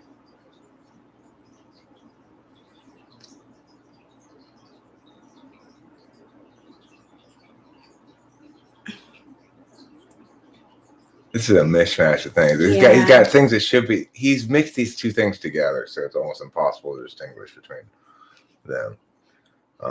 He's got you get to be spear and bow. I think. Oh, I can't even get. That's the only choice you have. See if I can even see. You have only philosopher. I think that's probably right for you, actually. Mm-hmm. So I have to click the other ones though, right? To get the you have to click that one right there. That's the only one you're missing, I think. This one? Yeah, down a little bit more. Down a little bit more. Right there. I have to choose that. Yeah. Let me see.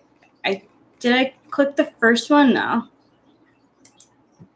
Yeah. Even though I think I'm an informer. You're not outcome. You're yeah. progression. Yeah. But you have to pick outcome. Okay. So you had to pick outcome even though you're progression. What else did you have to pick that you weren't? The last thing, interest. But that was right. That was right. So go down. Yeah. Go down. That was right. Go down. That one was right. That was right. I didn't get a chance with Go this down. either, but I think it's right. Yeah, I agree. And this one, you had to choose which one? I don't think I got a choice. You had to choose spear and bow go up again? Yeah, and I think I'm more sword and mace. I think it's... I mean, again, he's got shit mixed together to make it hard to choose. I don't feel empowered by my... I definitely say this in my head. Yeah, okay. See, but I can't. So that's another wrong one. So you report to choose 2 wrong ones. Keep going down. And... Philosopher. Okay, so that one, I think, is that one when you right. pick? I think so. Well, I don't know. Look at them all. Okay. Philosophers are studious, academic, faith, belief, ideas, and prestige are all important. They are drawn civic duty. No. What about Templars. Make people better. They're anxious of well-being. Yeah. Templars for freedom. Yeah. They forgive. I'm more that. I think you might have a bit of Crusader in you as well, maybe. Yeah. Yeah. And Not the accepting the happiness for myself, but and even a bit of the Wayfarer as Yeah. well. So I mean, but I think you're really kind of least the philosopher for this. You have to choose. yeah. So you got 3 wrong things, but let's see what it All says. right, let's see what I am. INFP. Mystic. Well, you're not an INFP. No, I am not.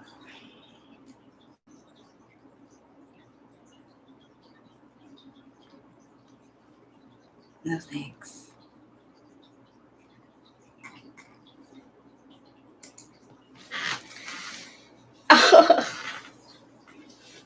The thing is, pretty much every single test I've ever taken about anything related to typology, no matter how bad of a test it is, it still determines me to be an ENTP. Even C.S. Joseph test called me an ENTP. Yeah, it did. You had no other choice. Yeah. We do need an official TWFP test. Yeah. And it needs to be. I don't dislike his structure there, where he gives you sort of columns to choose from. I think it's not a bad way to go, because it forces people to make some tough decisions. Yeah. You really have to go through all of it. Thanks, Octavia Silva. Curious Kyra, do you see me as an INFP? I mean, the thing is, I guess part of the issue for me about coming up with a test is that, I guess what I would say is I put a disclaimer at the end. This is what you test as. Note that no checking boxes kind of test could ever be as reliable as an actual typing session typing, but this is the best that we can do for right now. And it's better than other tests, hopefully. Thanks, Curious Kyra. Sir Self, the bush beater. I think I'm going to smoke a little bit more and then go to bed. Coolio. I'll probably wrap this up fairly shortly and try to do those vocals I told other self I was going to do today. Oh, sure.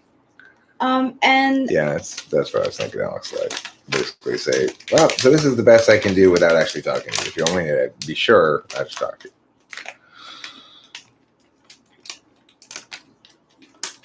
Yeah, you're an INFP, Curious Kyra. So Shizzo, my name is an INTP? No. I see you as an INFP.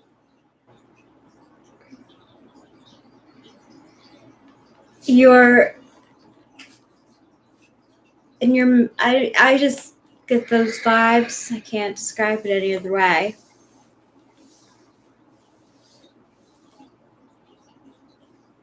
There's a warm sweater vibe. It's just.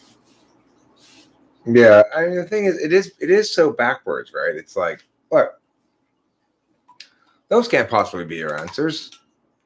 You can't be both enthusiastic about volleyball and like opera. That's not possible. Right. That's so you don't get to have that choice. You already said you're enthusiastic about volleyball. That means you do not like opera. Yeah. But I do, though. No, you do not. Yes, that's exactly what the test is doing. And you have to change your previous answer. But so why do I have to lie on one of these? Did I ever check out what song? Did you send me a song? Did I not reply to you? I thought I sent you some sort of a reply. Yeah, Rachel. Oh, are you talking about the song in which you sampled me and Rachel? I think that was so funny. Yeah, I think I sent you an email about that, didn't I? I said like, that's cool. I enjoyed it. Something like that.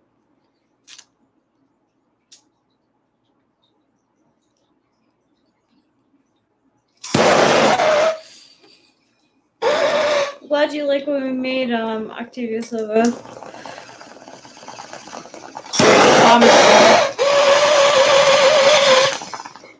What did you just ask her?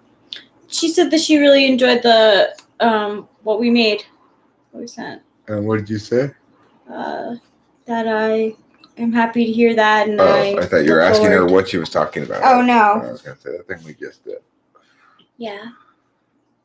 I'm glad.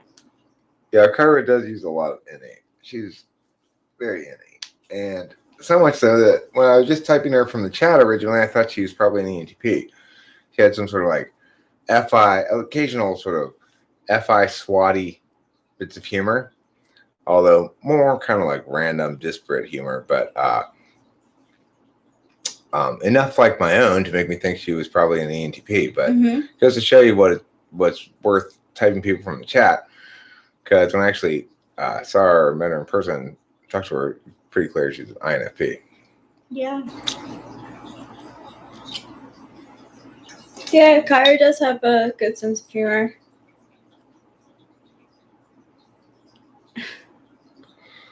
You like burritos, so you don't like shawarma?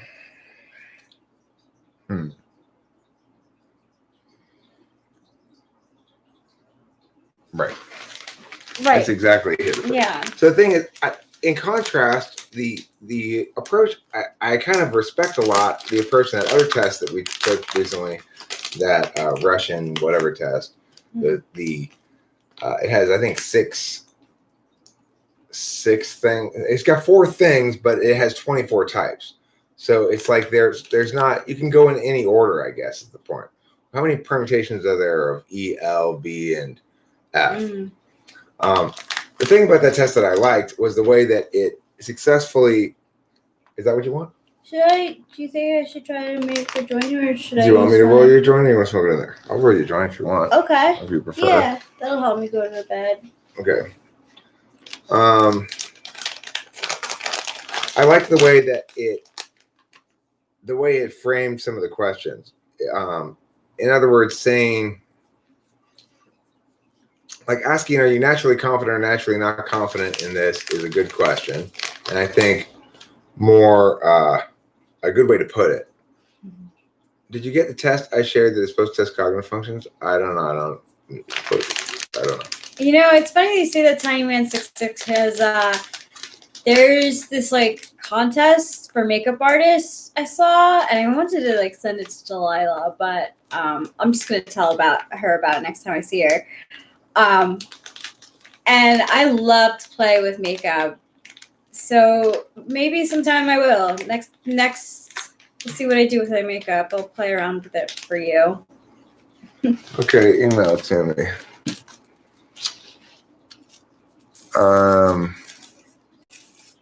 You're making a video on it. So I have, for example, some tests that I've made before and used with people. I used to give them the value matrix to fill out before I typed them. And what I determined from doing that is that the people who were most reliably typing in keeping with their value matrix were ENTJs and ESTJs. It's like the TE DOMs somehow know how to fill that out correctly.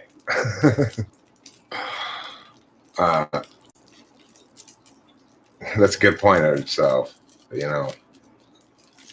Thank you, Tiny Man 66. I like playing around with music. Music, but makeup. Yeah.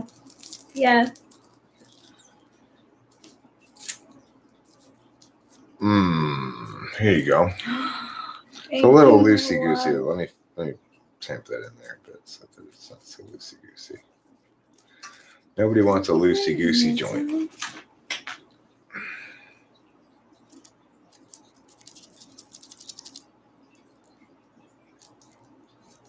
It's Lee's email. Oy. I never say oy.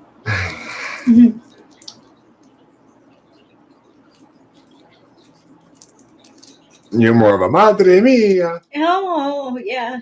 There you go. Hit this end. Light this end. Okay. Hit that end. Thank you, my love.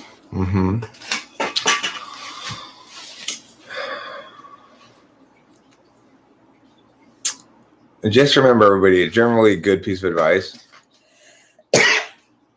Don't use the community chapstick. You'll end up with herpes. Oh, let me make you a meow so you can put the. Here, let me. Actually, you just said you emailed it to me, huh?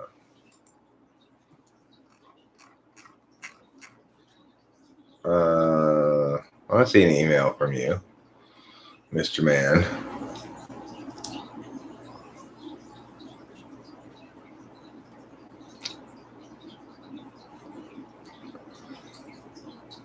Here, I'll make you a meowity meow. Here. Now you can put some links in the thing if you want to put some links in the thing. It's true. I've heard that chapstick is designed to chap your lips for you to use it more. I have heard that because it's like, What's something you believe in that's hard to prove? That's really easy for me. The first answer that comes to mind is that aesthetics are an objective matter. That aesthetic truths are statements that are not a matter of personal preference, but matter of correctly identifying some objective reality of the media object in question. I had no idea you were going to answer that way. How would you have expected me to answer? I would have said something like, well, no, I don't know. I thought you were going to say like God or something, because I'm going to say God. That's something that I do believe in, and it is very hard for me to prove. I grapple with faith a lot. It's my mission in life. The golden ratio is objective? Well, I mean, it's existentially objective. That it's golden is not.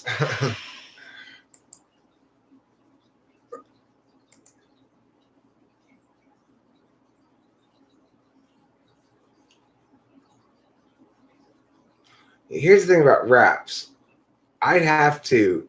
Okay, I'll read this and I'll give you some feedback on it anyway. But I'd really have to hear it over the beat, maybe. Well, maybe not. I can critique it just fine, probably to some extent, without hearing it over the beat, and I'd be less able to appreciate its good qualities with it not over a beat. Let's put it that way. So it's kind of a bad context to put yourself in.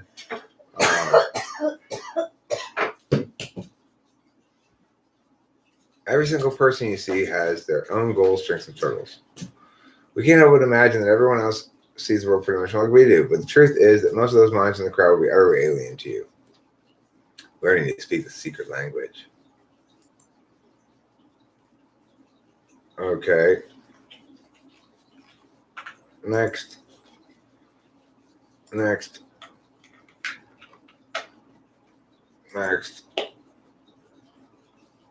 think I've taken this test. Next. I did. I got ESTP.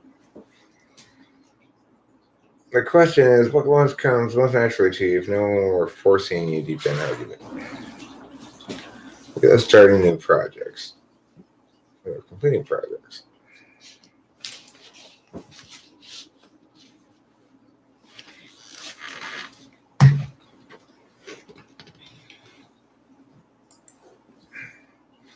You go to scheduling. This is not a TI question. This is a TI question.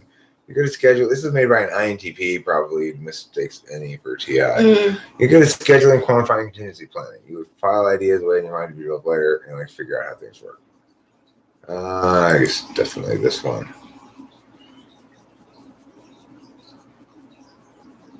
That's funny. You like identifying how things are different and logically classifying. You want to be controlling a lot of people trying to influence you much.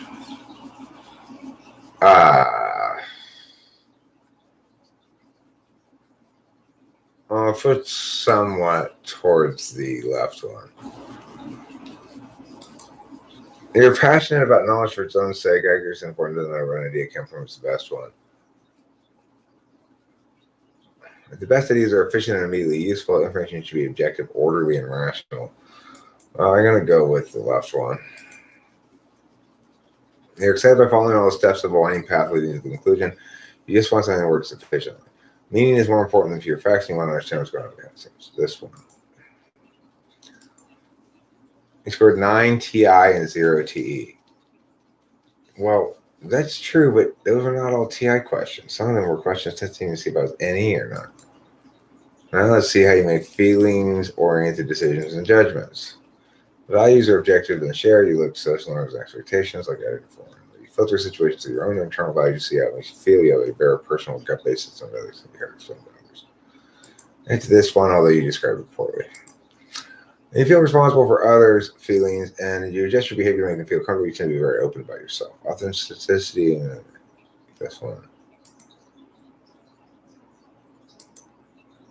Shared bursts of emotions from a group make you uncomfortable since you don't want or need external emotional support for your feelings. Try to maintain group harmony by negotiating conflicting views and finding commonalities. For someone in this one. The interpret situations more about how you feel about them than by the objective. Pay attention to the moral implications of actions, how things should be done, than how they are. Yes, correctly done. In other words, I'm making the correct choice. You're in tune with other people's emotions, and you actually try to fulfill their needs. You're in tune with how things make you feel, and you're focused on self-expression and sharing your emotions and experiences that are. I guess this one really much more than that one. This is FI. 2 FI, 7 FE. And now we'll look at how you perceive the world and take in information. Pay attention to what's going on in the physical world right now. You are more perceptive than most people with your 5 senses. You compare and contrast with your current situation, which you've experienced in the past. That one. That was what you consider normal. You objectively see what's there in the world around you without applying judgment, personal bias, or seeing hidden meanings. You subjectively filter new experience through your previous knowledge and experiences.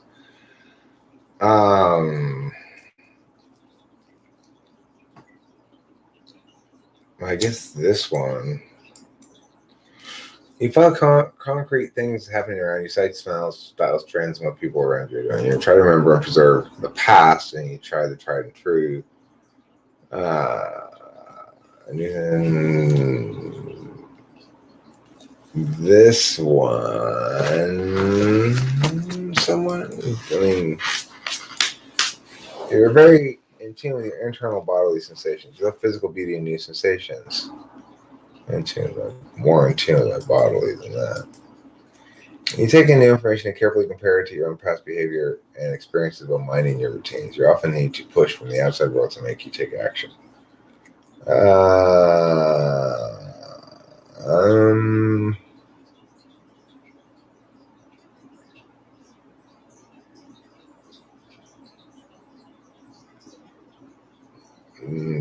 This one. Scored 5 SI and 3 SE. Okay. Now let's see how you deal with less intangible information not associated with physical senses. You're indecisive. You love brainstorm and juggle a lot of thoughts. Focus on a few are good ideas than this one. You take in new facts from the outside world and connect the dots in imaginative ways, create new ideas. Yeah, this one definitely. This one.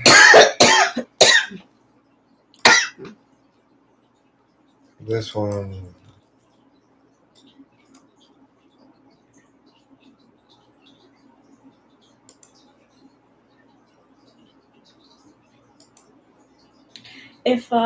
And in the end, 0 and I. I've finished all the 4 cognitive functions. Let's find your type family. There are 4 families, each named 4 types.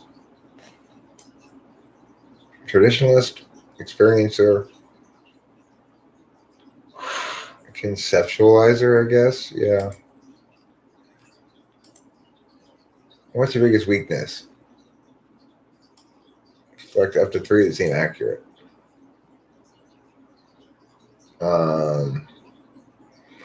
Paranoid and mystical, sensitive and lonely, self-critical and judgmental, obsessed and self-indulgence, reckless and fearful.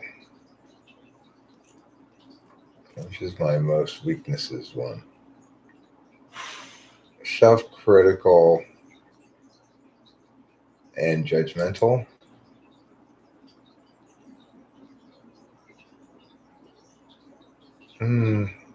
So you're not really judgmental. I don't know that. This one, I guess. I withdraw and feel depressed, losing energy and motivation. I feel nostalgic, emotional. Oh my gosh, that's me right now. I'm not depressed. I just can't fucking get there, man. It sucks. I feel like a fucking. No, it's this one, probably, huh? See, I think think I chose reckless and fearful because I identify that with a hardcore as a 7. Like I've done really reckless things, like careless more though, not really reckless. obsessed and self-indulgent. You worry that everyone is noticing something negative about you. You feel highly critical of others and like the world is against you. Yeah. Let's round out your results with a little more data. Imagine that you just got home from a long day at work and you're feeling low energy. What's usually the best way to get reorganized?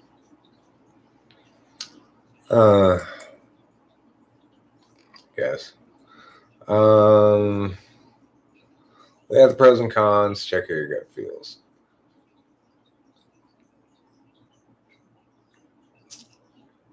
Choose this one. Imagine you're walking around outside. What does your attention tend to be focused on? The future of the abstract. You're a decisive decision maker, indecisive overanalyzer. This one for sure. Okay. They're all done. I got T,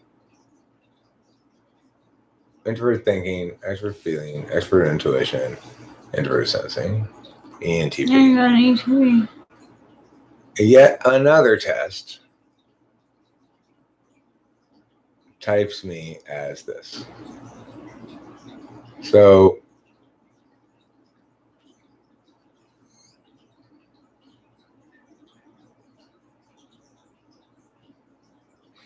it's correct.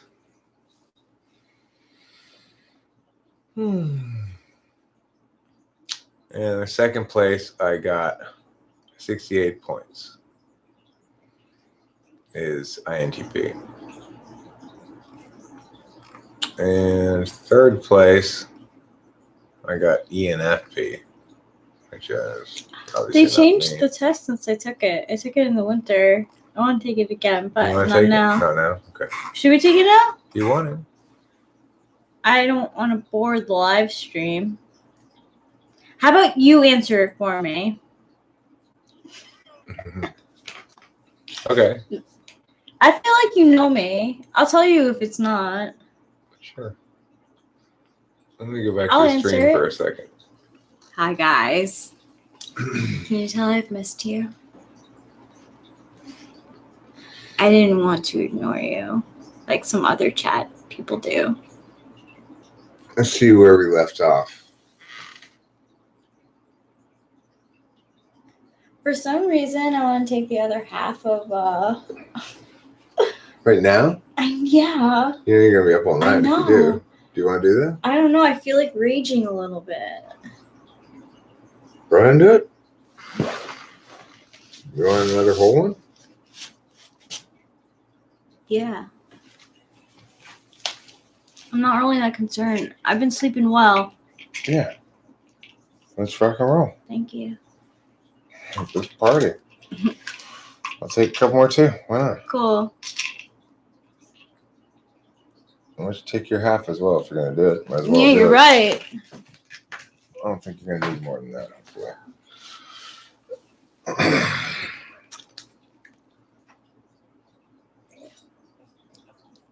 Because California knows how to party. Mm-hmm.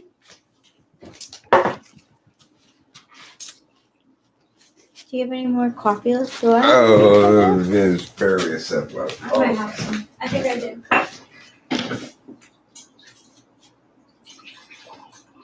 make another cup, then I'll make another pot. First I bought a kneeboard, a broken keyboard, then I bought a kneeboard.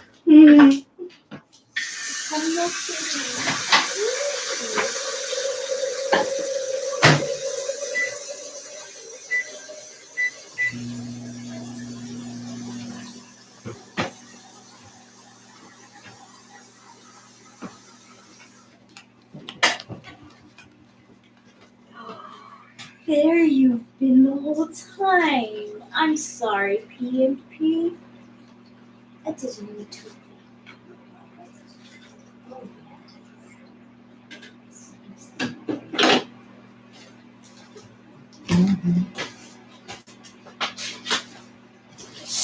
You know what's great What? is I'm assuming that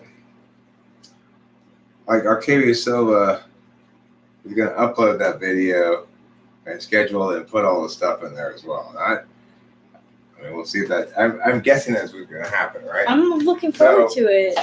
One of the things I like about that is then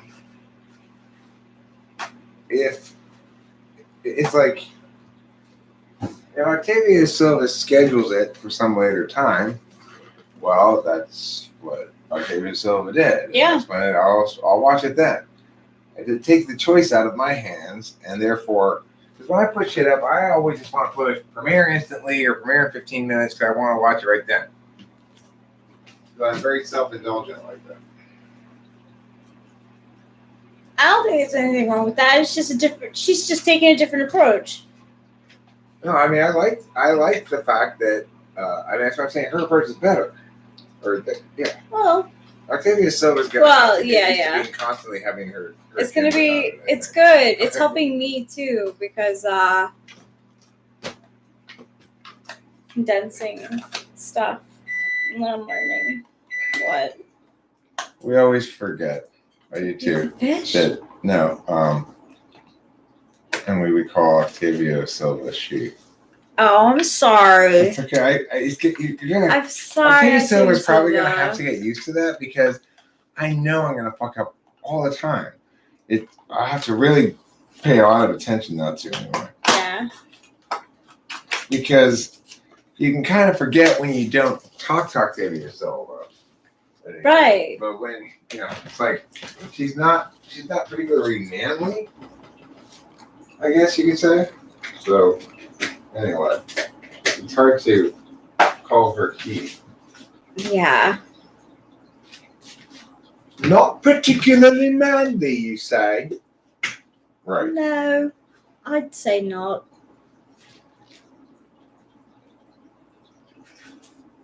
I will nor get some sleep. Bye. I know that struggle of having to get up for class. Okay, so Rachel, do you want to take that test? Oh yeah. Okay, let's have you take this test now. Let me go. Yeah. How do you go back to the top of the website, so to speak?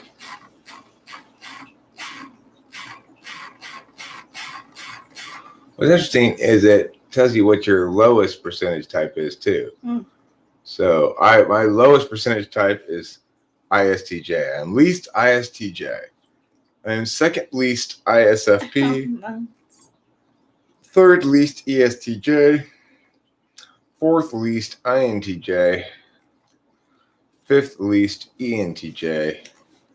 Sixth least ISTP. Seventh least ESFP. Eighth least ISFJ. No. That's the bottom half of my Wow. possibilities.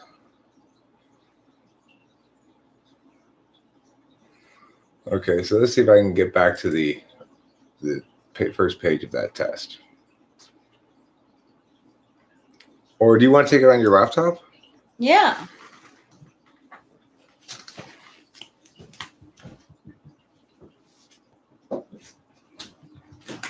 That's easier. Here it is. It's www.michaelcolaz.com/personality. I'll send you an email. Okay.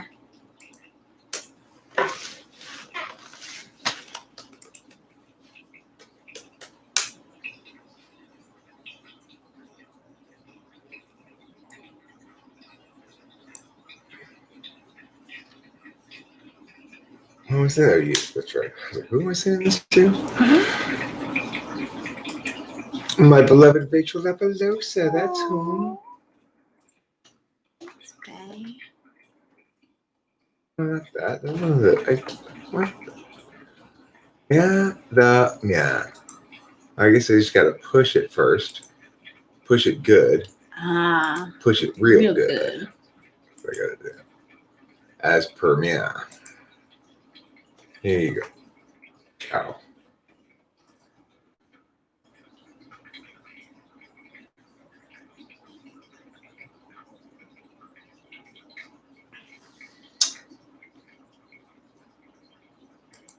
Deep purple.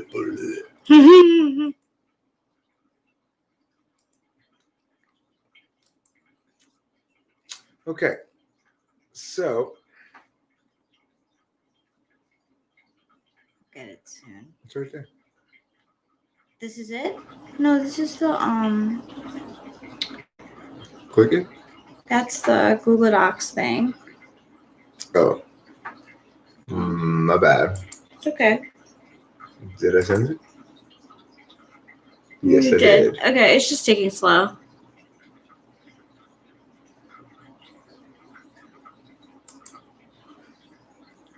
There you go.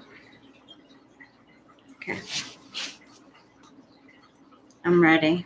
The thing is, some of these tests probably accurate for some types, but completely fail for most Yeah. or for other types. Yeah, I mean the consistency. Every single test I ever take, I get ENG. It's just like remarkable. Why?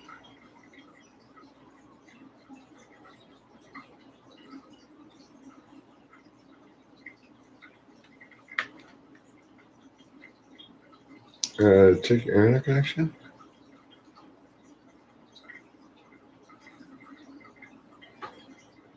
You connected? Yeah.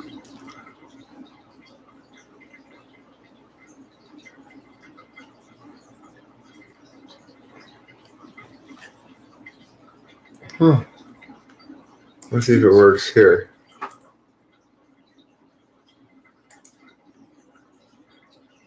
Yeah. Seems to.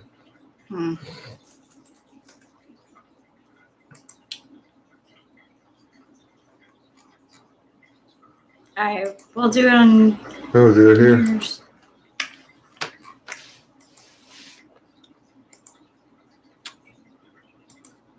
There you go. Okay. Thanks. No.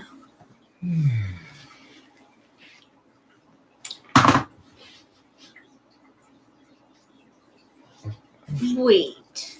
How do I? Oh, they both are supposed to be the same? Well, you pick. Look, see below. No, below. Yeah. Okay. But it's supposed to be like yes to both of those answers, right? No, I'm saying it says which one sounds most like you. Oh.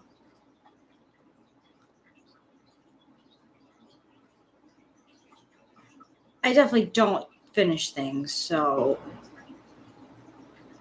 So you would put it on. This one, just a sounds most like. Which one sounds most like me? Yeah, so it's like, the more certain you are, the more, if you're very certain it's this one, you go this one. If you're very certain it's this one, you go this one. Got it. Thank you. Mm-hmm.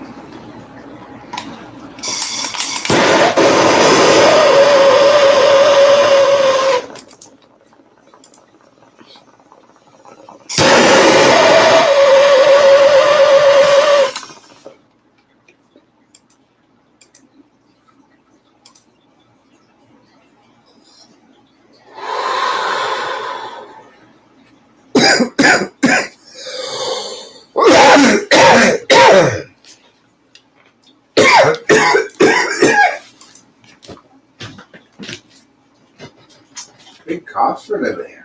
Yeah.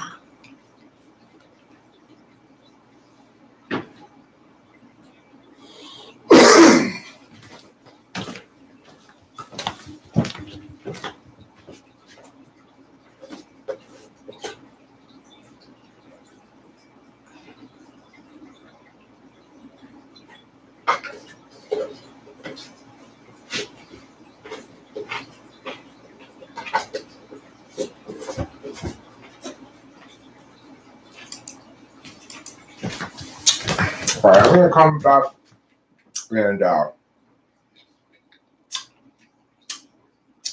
after I put this pickles away, I'm gonna play a couple songs on the guitar and then end the stream. Okay.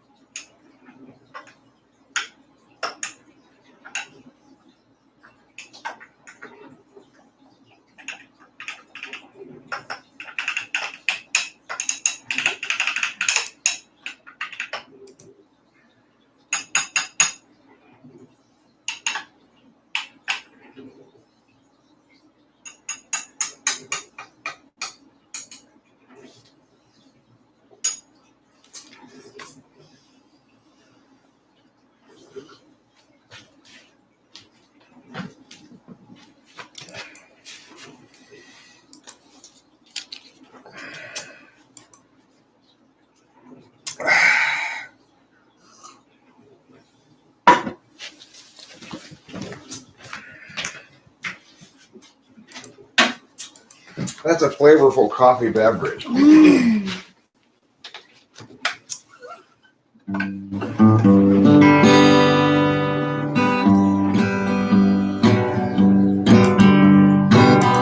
Life is a flavorful coffee beverage.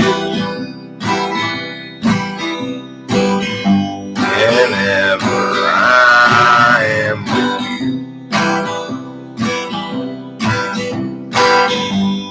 kind of flavor get put some powder in the cup on top of the coffee. It's enough to make it frothy and delicious. Something anybody can enjoy.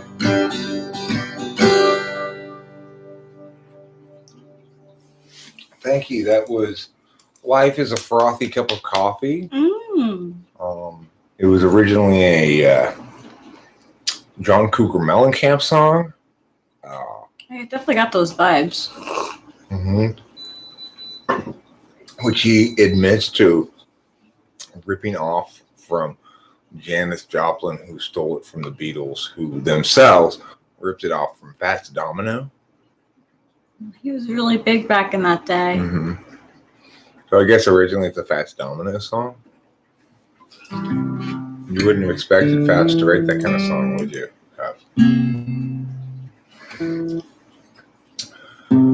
My name's Fats Domino. Please don't stereotype me as either. My name's Fats Domino. Please don't stereotype me though.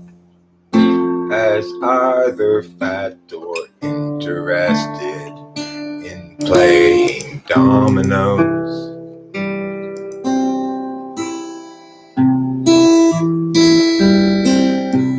Just because I am fat's domino, you've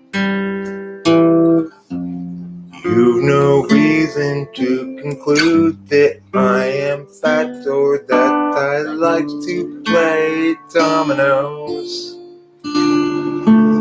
Even though both statements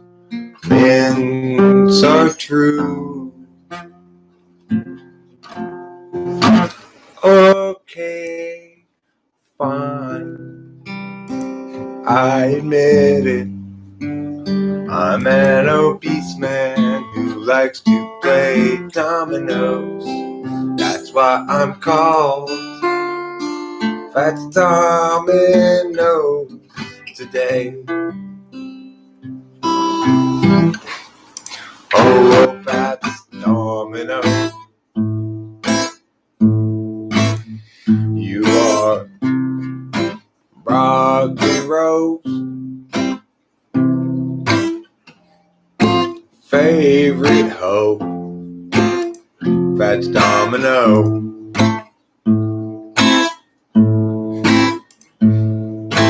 Sometimes I wonder whether your name is Fats Domino, or maybe your name is Fat Dominoes. Which of the two words is plural?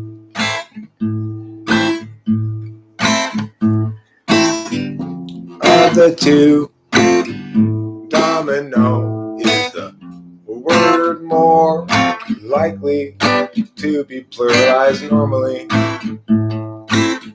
Very people refer to multiple instances of fat people, for example, as fats, would probably be perceived as a bit of an insult.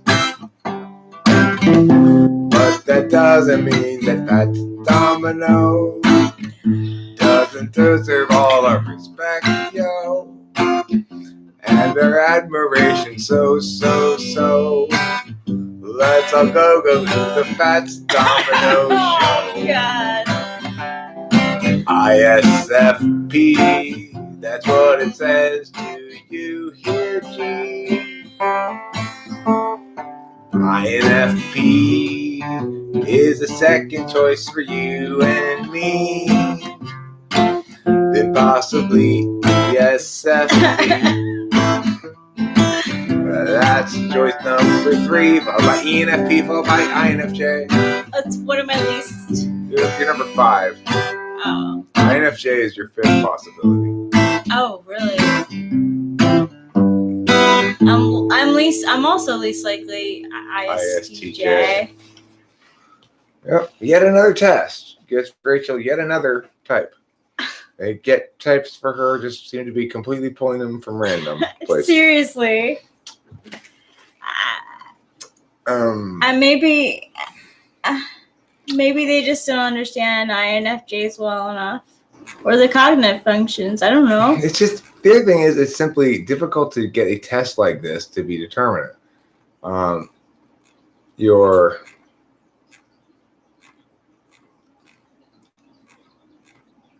get 43 points on ENFJ, 43 points on ESTP, 44 points on INFJ, 46 points ENFP, 51 points ESFP, I never got 53 points INFP, and 54 points ISFP.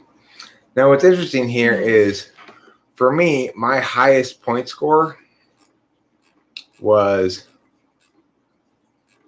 44 or something. So it's like you got 44 points as an INFJ. That was my highest score, but your highest score was 50 something. So I don't know why that would be the case. It says here, it's interesting because in the top one, it shows you as, stop that. The top one, it shows you as being like, it shows your introverted thinking, introverted feeling, and introverted intuition, and extroverted sensing. So you can't be introverted thinking, introverted feeling, introverted intuition, and extroverted sensing. So that's why it's saying that it's like, okay, so you're like an ISFP who's introverted thinking instead of extroverted thinking. So it shows you this type, right? In other words, it's saying you're way less introverted feeling than this type, and way more introverted thinking than this type, and somewhat more introverted intuition than this type. But you're very much like this type in your relationship with SE. And so, as a consequence, since you match so perfectly on SE with this type, we're going to call you an ISFP, which is an interesting way to interpret the results. So, and then when you look at, for example, let's look at the comparison with INFJ. Let's go down to that one, see what it shows. So it says you're about the same as in terms of introverted thinking as an INFJ, but that you're mostly introverted feeling and INFJ is mostly extroverted feeling. So it's got that wrong. It says you have way more. It says you have about half the introverted intuition of an INFJ, and that you have way more extroverted sensing than the INFJ. So it got you wrong on your feelings function. And what did it say? Do you remember what it said in terms of how many things you scored NI on versus NE on the questions? I scored 5 more on NI than I did NE. So 7-2? No, wait, 7-3? That'd be 4 more. You can't have scored 5 more. So 6 I was more on NI. Yeah, I mean, but like maybe 2. So it's 8-2, maybe.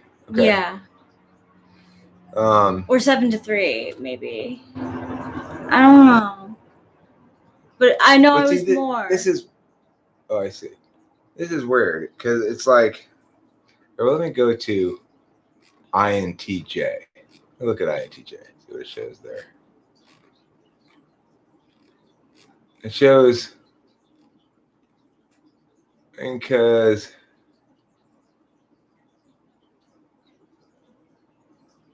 It just shows you as medium TI, medium FI.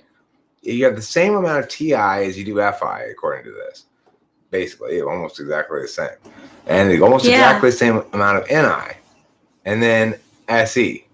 So it's got the TI, FI, FE axis wrong, obviously, because it has you as equally TI and FI, and only slightly more FE than slightly more FE than TE. So it has you having a very little teeny bit of TE, a little bit more than that of FE, and but equal amounts of TI and FI. So it's interesting. As far as ENTP goes, you have, according to this, almost the same TI as an ENTP, but way more FI than an ENTP. That you got the opposite kind of intuition, and you've got extroverted sensing rather than introverted sensing.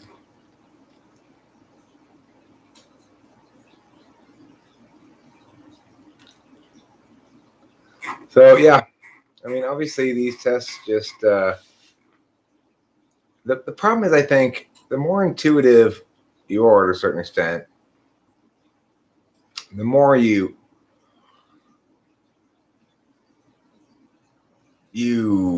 possibly can get meanings that the guy, like, two intuitives can run afoul of each other because one intuitive can be trying to present a test that's aware of how intuitives engage with it, but an intuitive might be assuming they're not exactly aware because a lot of tests aren't, and so trying to maybe interpret it differently than is optimal for results or something. Well, yeah. TinyMan66 asks, Eric, how to stop being angry about people mistyping me as ENTP and INFP and the ENFP and INTJ in real life?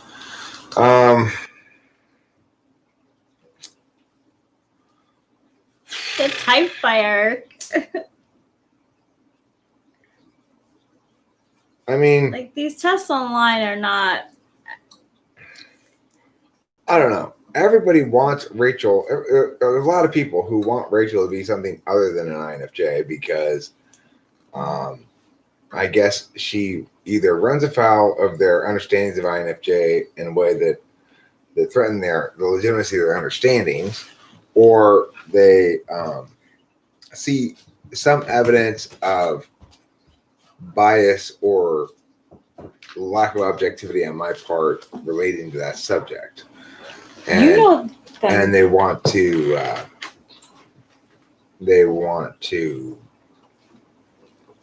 highlight that, I guess you'd say. You have so much experience with INFJs. It's so let's see here what we got. Burning to call me an uncreative ESTJ, they must know nothing about typology and are just hateful. Well, face smash. I never said that face smash was an ESTJ. I said lawnmower was. I don't want to make any assumptions. Using his well-developed feelings, he solves all the mysteries, sometimes even correctly. Detective Cloud. Cue Detective Cloud, a theme song. With your pretty little song. People romanticize INFJs, and if we're not gracious, skinny, mysterious white women all the time with big doe eyes, they think we're like ENFP immediately. Yeah, probably. The manic pixie dream girl.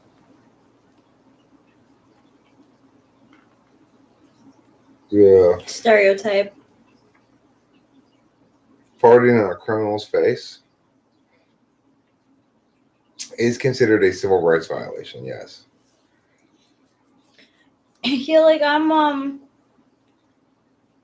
like definitely 7 Enneagram. Like, I know that some people in this chat don't use it or haven't taken the test, but when I was looking into psychology, I did learn about Enneagram, and when I found out that I was a 7, it was eye-opening for me because a lot of the selfishness and fear and magical thinking and positive attitude that comes from 7s really resonated with me. And I'm like, oh, like, that's why I like to go out and party. Like, that's why, sometimes I'll avoid certain situations because they bum me out. No, TinyMan66, you're right, of course.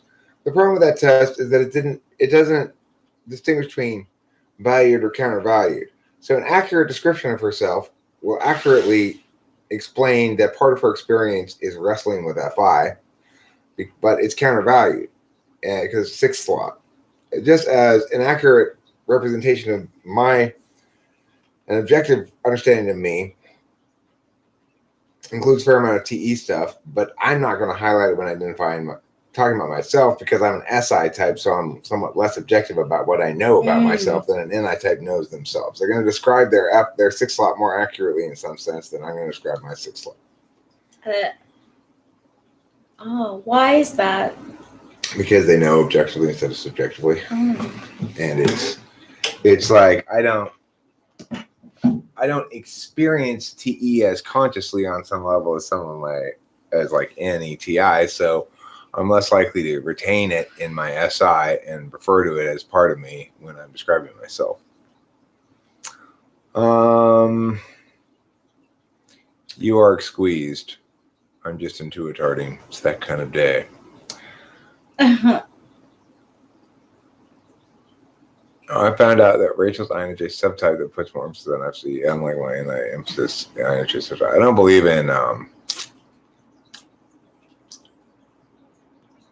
I don't believe in subtypes, but I do believe in a spectrum of expressions within the type that probably links a lot to Enneagram and that could reasonably be called subtypes. So I think that as an INFJ 7, Rachel is subject to what you say. She's subject to being underestimated more. Yeah.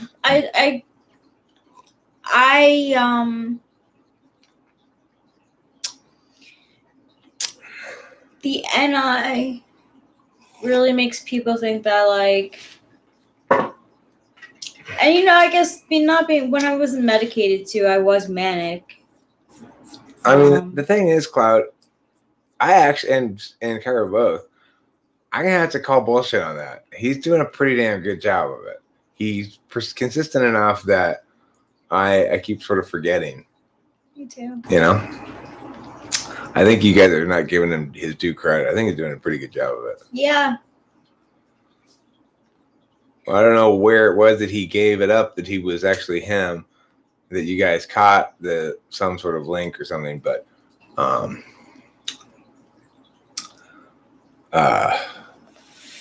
what's that word what's the expression that Flo used to say in Alice? What was Flo's catchphrase in Alice? What's Alice? I don't think he's attacking Rachel. Who's attacking me? Octavia Silver says, Kyra, Lawnmower is using this ploy to attack Rachel. I don't feel like he's attacking Rachel. What makes you think he's attacking Rachel? In fact, I was the one who was... I don't think Face Mesh is attacking I was the one who was pooping all over his BTS stuff, so... That's some good TI third slot there, Rachel. Thanks, Faye. Rachel never did that, Cloud. You're just being... You can't just tell lies about people to be provocative. That's not true. She didn't do that. No, I did. Oh, you did? When I did you did do call that? him an ESTJ. I did call Lawnmower an ESTJ, but I do not know When, that. right? But tonight? No, not tonight. No, this was a week ago. Okay. Well, you need Because I was defending... You need to specify that therefore has nothing to do with what's happening right now. Oh, no. Cloud. No, I'm talking to Cloud. Cloud needs Yeah. to specify that nothing to do with what's happening right now. I'm not going to deny that I called That was the night that I was talking about how I wasn't happy that he was messing with Running Fox. Okay, I get that she did that. I thought you meant it was something that was relevant to right now but now I see what you're saying. You're saying that he said something like that tonight that referenced that same exact thing, and so okay, I get it now, Cloud. Actually, I retract all my objections to what you're saying. Okay, I understand now. I'm not mad. But I still don't feel like he's attacking him. But I understand. No, what you're saying. I don't think he is either. Yeah, it has been a peaceful night. Things are cool. In the jungle, the mighty jungle, the lion sleeps tonight. Okay? You need to remember that.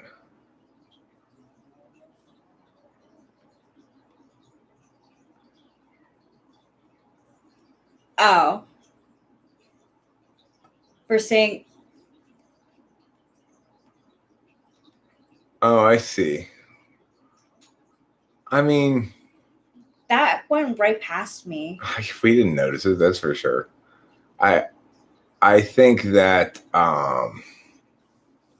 regardless, the point is, I don't think that Lawnmower would position himself as the person who's objecting to be called an ESTJ in this way. In other words, if in fact he's trying to draw a corollary, then he's trying to say, I literally love poetry and art, so I'm not an ESTJ. I don't think he would ascribe to that statement, so it wouldn't make sense that any of the warrants that follow from it. And I mean, that's just bad TI, which is not, I'm not saying that's impossible for a lawnmower to have bad TI, but I'm saying if it were lawnmower, he'd be, I guess I would say it would be a bad analogy because he probably wouldn't fit the analogous party here. You know, he doesn't self-identify as the analogous party.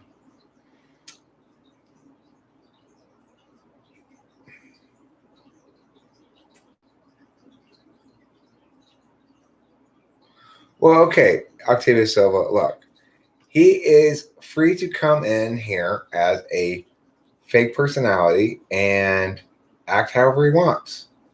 You know, as long as he doesn't cross any lines. He may be, in fact, ill-intentioned, as you indicate, but I would not call that really ill-intentioned. I'd call that within the range of acceptable behaviors. If he's portraying a character, it's going to be a character of some kind of type.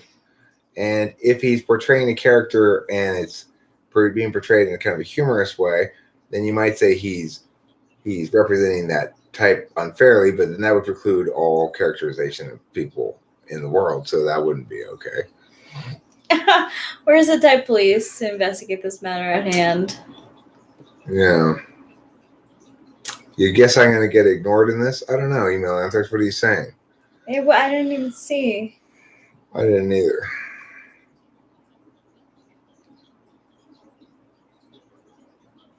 Okay, if Face smashes lawnmower, why would you bother to call him out and put any credit onto his nonsense? If it isn't lawnmower, you'll make it fool yourself. Either way, you're being down. Who, me? I'm not. Or are you talking to Cloud? Probably talking to Cloud, I'm guessing. But yeah, I'm not saying. I'm just saying. Okay, well, the question of that is relevant. I want to make clear that I think that's an acceptable behavior in general, although I may not like it, it's not something that I think somebody's doing. I can say you've committed a wrongdoing. Where's the indication that face mesh attack? I saw the picture. It's not an attack. It doesn't qualify. I nixed that piece of evidence as I acknowledge that it's relevant. I acknowledge that it's suggestive. I do not acknowledge that it establishes that they are attacking Rachel at all. So it might be one piece of a circumstantial case that one could make, but it's inadequate in and of itself. I wonder if it shows that I have more FI because, like, as a 7, I feel like I give a little less shits than. Well, I mean, I think it's just a matter of if you're accurately describing yourself, you're going to include more FI than Actually. Then I'm going to include Oh. TE when I'm trying to accurately describe myself. True. That's true. And the reason is because I'm more subjective in my knowledge function than you are. And so you're recognizing and trying to be objectively self-critical. You're being driven by a TI third slot absolute value. So you're very attentive to the most accurate description of stuff you can give. Really and that's going to include plenty of 6 slot demonstrative FI. It's not the thing about FE is it is an interface. Funny. It's an interface function that necessarily includes all the non-knowing parts are external, so to speak. You listen to data from the outside, you speak, you commiserate with, oh, I'm so sorry, with facial expressions and stuff like that. You notice that? All that kind of stuff is external.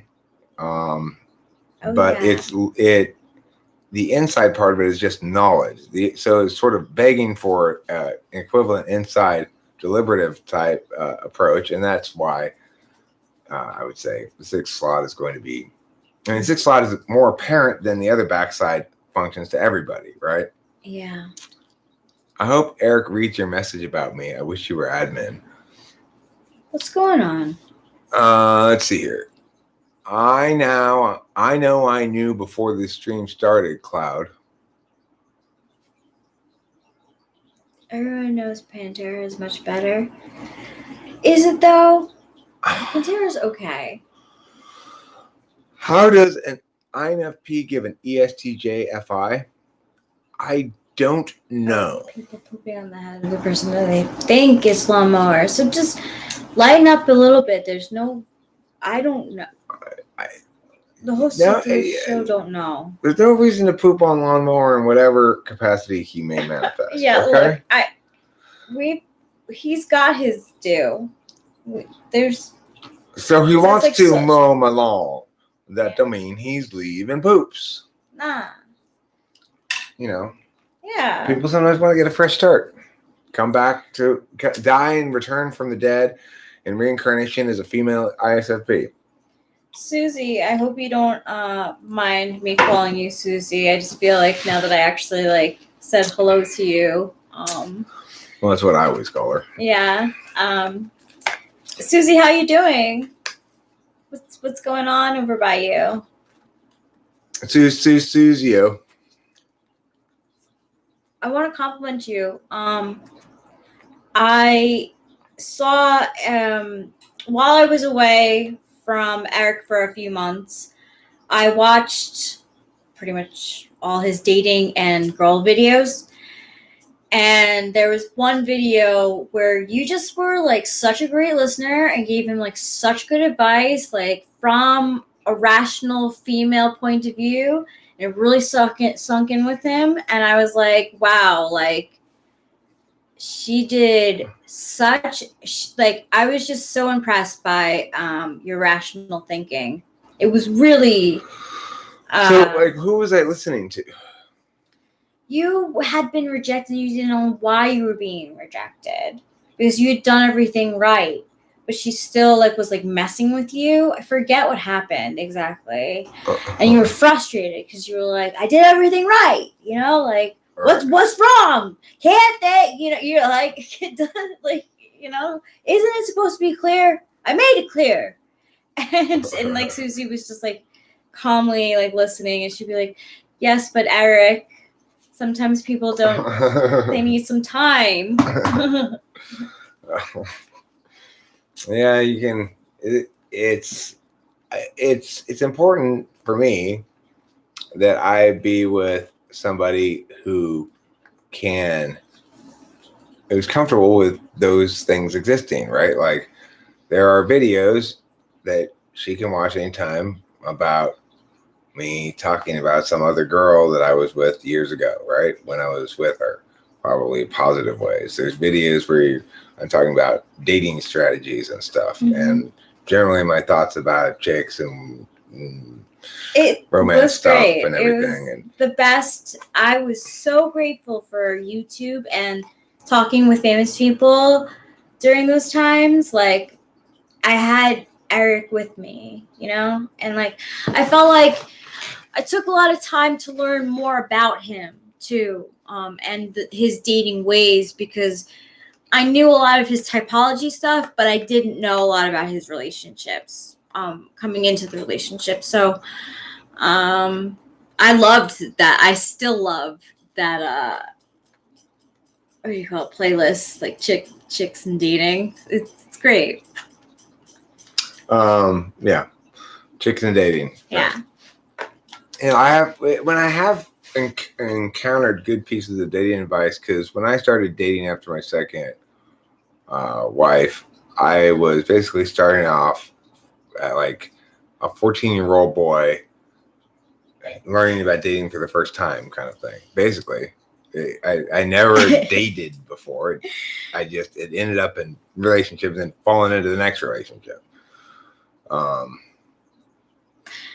One, though, that I so respected was the what's up with the Tinder pictures. Or you just what's up with dating? And you list 16 things that were everyone puts on their profile. It's just so gaff. And I just loved when you said, what's up with everyone going over to those big angel wings picture? Where is that even? Is everyone going to that spot and just take? There's multiple of them. They're all over LA. Another thing I remember is, and please, I do not want to be your fucking partner in crime. Okay, just stop it with the you're looking for a partner in crime. I'm not engaged, and I'm not on this dating app to look for somebody with whom to commit criminal activity here. Okay, I want to go on a date. I want to rob a bank.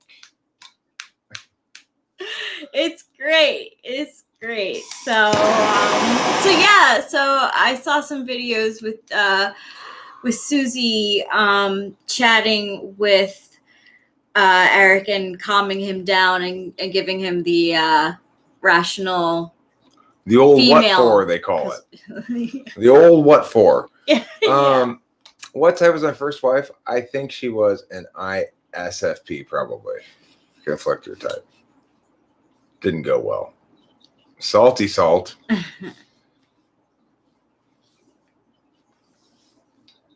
The introverted thinker, did you really date an ESTP for 17 years?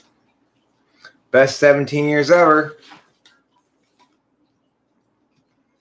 I don't think she did.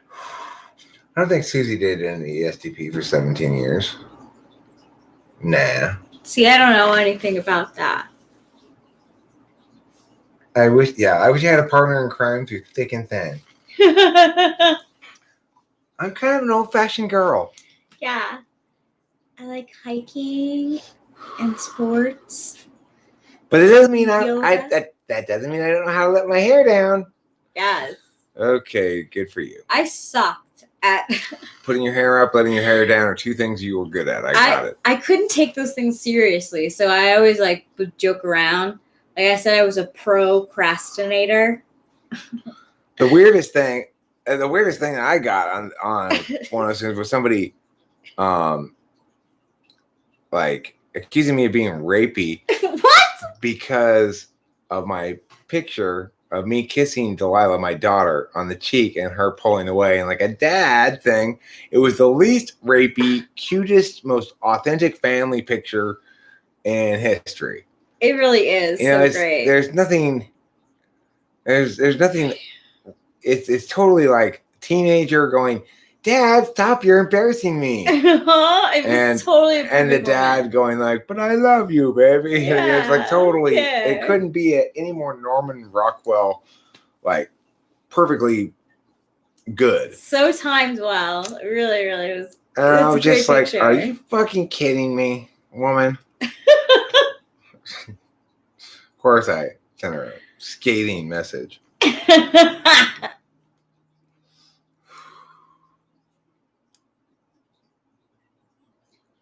Uh-oh, face mask. You're breaking character. Uh-oh. But yeah, that pissed me off too. It was like, are you fucking kidding me? You think that, and the joke was so terrible. I captioned the picture, Delilah rejecting her father's kisses. Aww, and then so I put, don't be like Delilah. Oh yeah, you showed me. All right. Yeah. That's why I guess it got accused of being rapey or something. But it was totally like so cute and flirty, and not. It was a good segue from I'm a nice guy with a kid into gentle flirtiness, right? Mm-hmm. To say don't be like Delilah there. Yeah. So saying you like kisses, you never pull away from the kisses that I give you. That's true. I never do. This entire chat is such a mess tonight. What is this? INTP, INFP death battle? Not last I checked. You keep saying that, but I don't buy it. Who keeps saying what? I don't know. Curious Kyra or what? She's calling your joke nefarious, Kyra. Oops, you just got accused of nefariousness. Is that what you were looking for? I thought that ENFP is ISFP's like supervisorial partner or something. Karma's pimp sided with Kyra on this one. She's just FYI. Mm-hmm. We were together for almost 12 years. 12 years, Wow. not 17 years. Wow. See, in fact, I was thinking to myself, if it was 17 years, she must have been 14 when she got with him. That doesn't seem likely. So Susie, how was that? So you were with your conflictor type for 12 years. How was that for you? Did you feel like it That's matched the conflicting? But that's not conflictor, right? INTP and ESTP? Yeah. No, because they're both TI, so they can't be conflicting. Oh. I think Supervisor. Supervisor. I'm sorry. My bad. Supervisor. Did he supervise the fuck out of you? Yeah, like.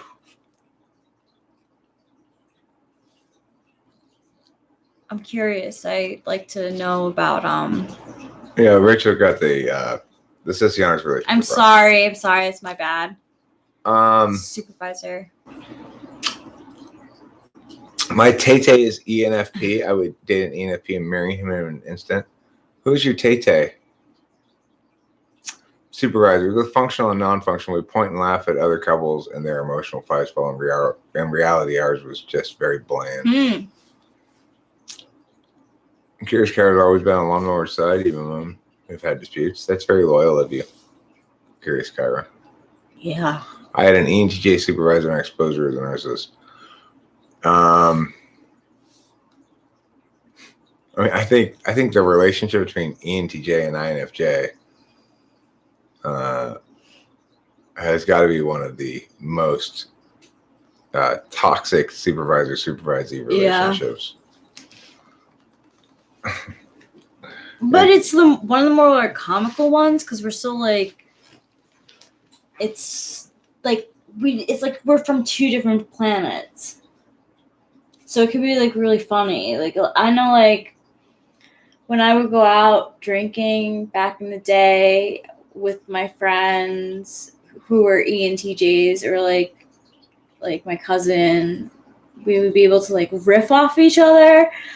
But I was always never good enough. I was never pretty enough. I was never smart enough. I was always just like the kid little sister, you know, like, what are you doing here, rascal? You don't deserve respect. No, you don't know how to live life.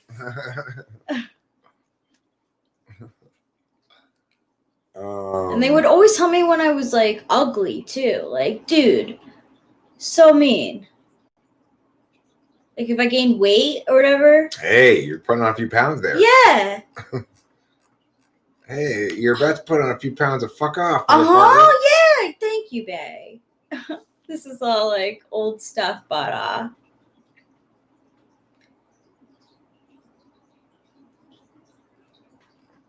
well, you know, those TE DOMs in general, they want to tell other people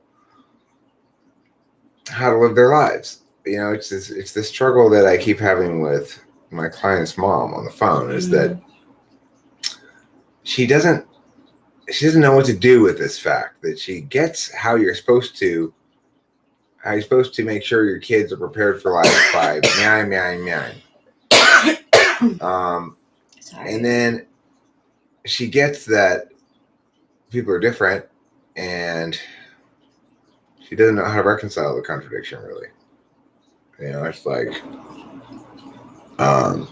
NI says you have to make a choice, but she's a interface type, so she's constantly trying to sort of finagle and bargain and split the difference with reality. And sometimes you need NI. You need to understand that there are two determinate choices here, and you know, once you pick one, you're going to eliminate a lot of things from the possibility range. And nevertheless, you just can't continue to split the difference and think you're not making a real decision. You're just making the wrong one. Yeah. Is it weird that you think a certain person is either ENTJ or ISFP? Not really. You might well sort of, if you were just to evaluate Octavio Silva's interaction with us on these videos and stuff, you might think, hey, she must be an ENTJ because she's really showing some clear understanding of what she wants to be put into a video, good TE of making it happen. But I don't really think she's an ENTJ. But it would not be it would not be outrageous to look at her work product and conclude she is. You know, I've been around. I have a cousin who's an ENTJ. Jake. He's a good kid. His dad was an ENTJ, and that's like he was he's like one of those people who like thought it was fine to lie, and from what I understand, Cloud, Lucifer is no longer buying South Korean souls, only North Korean souls. So I think it's unlikely. They may have been brainwashed by MK Ultra, but who hasn't been? I mean, that's just like an everyday occurrence. Yeah. Every few weeks, I get re-brainwashed by MK Ultra. They bring me out there. They say government this, government that, yada yada. Here's some drugs, and before I know it, there's a mouse. Yeah. Outside. Yeah. As long as it doesn't come in here. No. Rachel's an MK Ultra project too. Cloud, you need to stop with the like trying to walk the line on being insulting towards Rachel, because I tend to be kind of variable on that line because it's more of an FI thing, I guess.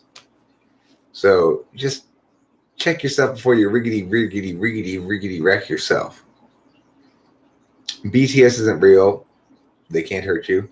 You have no problem with Rachel. Well, thanks, Cloud. I'm glad to know that. My ESP cousin has been extremely nice to me, and everyone is scared of him. It's not uncommon they pick an INFJ to be the one they're nice to. No. Well, it's weird. Like, my uncle Paul is an ESTP, and it's like our lives were so similar. But my mom, I don't know. We never were really close. There was a big age difference, but not. There was a big age difference between my mom and him. He was the baby. So I have like memories of like him being like us picking him up when he was like drunk and stuff, and he's a big weed smoker. And he's an ESTP, but.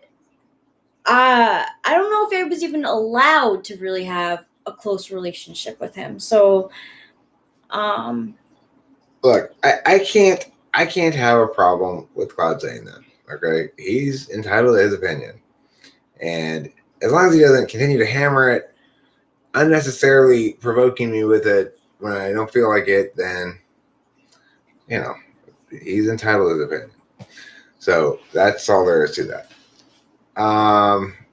Good distinctions, Andy. Good distinction. It's fine to call a given behavior narcissistic without, saying there's something wrong with.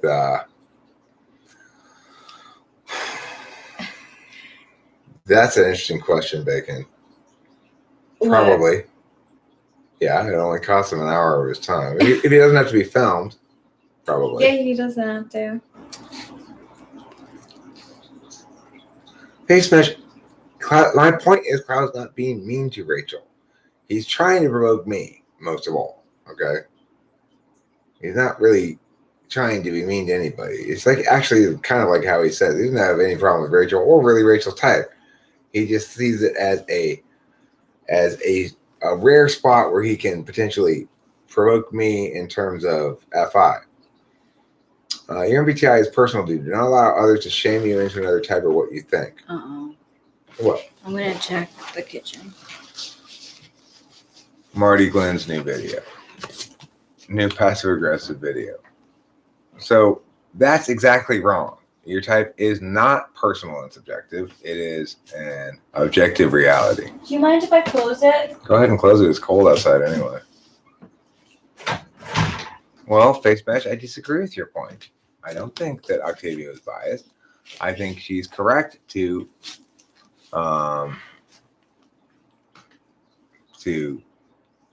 distinguish between those two things. Not incorrect too. Don't be throwing around random nonsense. Everybody's so slap fighty around here tonight. For God's sakes, let's all be nice to each other. Maybe it's our energy. We are kind of. I think a little thwacky. I'm a little like grumpy too, like short tempered or whatever. Kumbaya.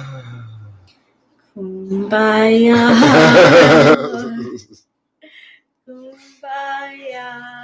Music does soothe the savage beast, they say. Oh yeah, Mercury's in retrograde. Yeah, it is. Don't be angry with one another. Don't constantly be throwing shade. Never dated me and TJ. But now Mercury is in ret. was narcissist. Sorry, I had What? sorry, I had a rhyme already for the No. fourth one, which was but Mercury's in retrograde. So I set it up with shade as the rhyme. That's so good. If you wage a war, you have to deal with its consequences. What consequences and what war? Are you talking about Marty Glenn? And if so, I thought you swore Marty Glenn would never darken your door.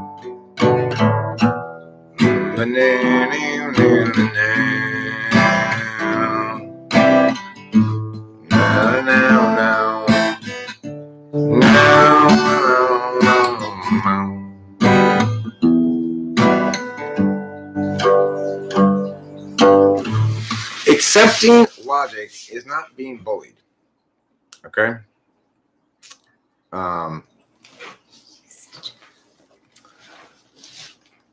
We all have realities that we're comfortable with and realities that we are not comfortable with. So a lot of people might, like, let's say you are, well, look at the story of that movie about bowling with Woody Harrelson in it. Oh, Kingpin? Yeah. So the Amish guy, he says he's really good at bowling. Oh, He yeah. thinks I'm fantastic at bowling. It turns out that he's been playing with his friends the whole time, and the way he played, they got like 2 free racks of pens, and then you get to just get rid of your 2 lowest scores. And so, well, if you do that, it's pretty easy to score high with being a mediocre player, right? Well, that happens all the time. Okay. The thing is, it is not the case that the Amish bowler should nevertheless refuse to be bullied into thinking he's not as good as a professional bowler, right? His status is not professional bowler. It's good amateur bowler. So the thing is, types are like that. We're comparing people against each other. So, when I say he's an ESFP, what I mean is it is not the case that you are as logical as you say you are. We can actually meaningfully compare you against other people and say you are TI polar. And what does that mean? It means that this argument won't convince you. And so, if your FI tool function, this argument won't convince you. If you're an ESFP, this argument won't convince you because it's convincing as hell if you're logical. But if you're totally illogical and have a combination of a lack of logic and basically Dunning-Kruger because you're incapable of logic, you think you're better at it than you are. I love. Wait, let me see what Kishpriya Dharma says. The NIs hate the FIs and everybody hates the SIs. What came before that? It's bomb. Thanks. I worked on it all night. You should do a type version of Tom Lair's National Brotherhood Day. That's a good idea, Horse Mumbler. That's Horse Mumbler. Oh, hey, Horse Mumbler. Trying to hide his identity. Where? This person here. Oh, what up? Oh, Tom Lair. That is a really good idea. National Brotherhood Week. When is that? It's not a real thing. It's a song by Tom Oh. Lehrer. In See, fact, I like- would guess this thing is probably. I could probably not incur any copyright shit for this. Maybe.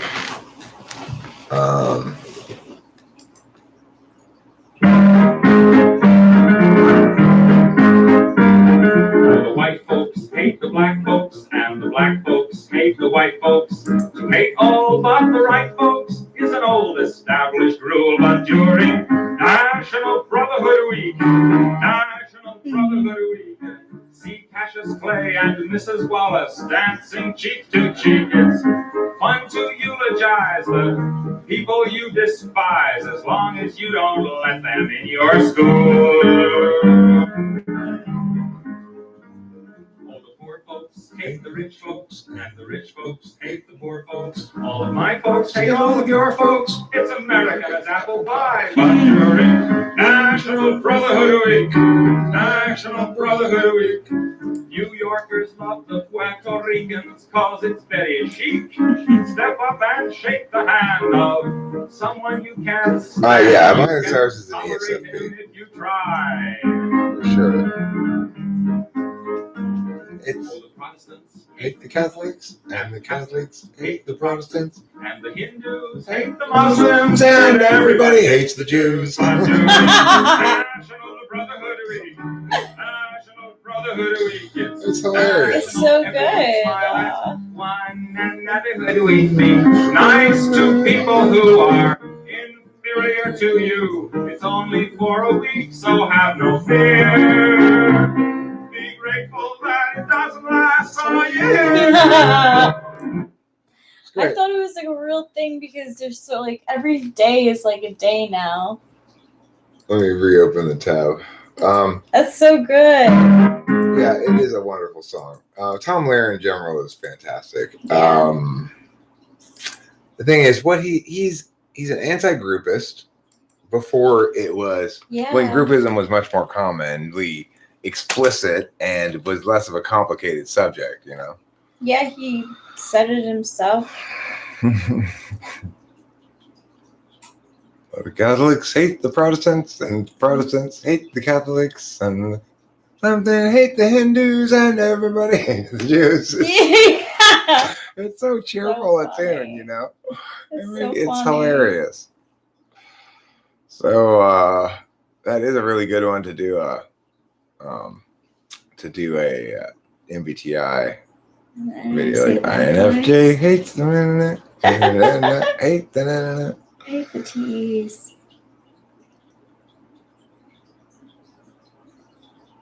And then and everybody hates ESFPs.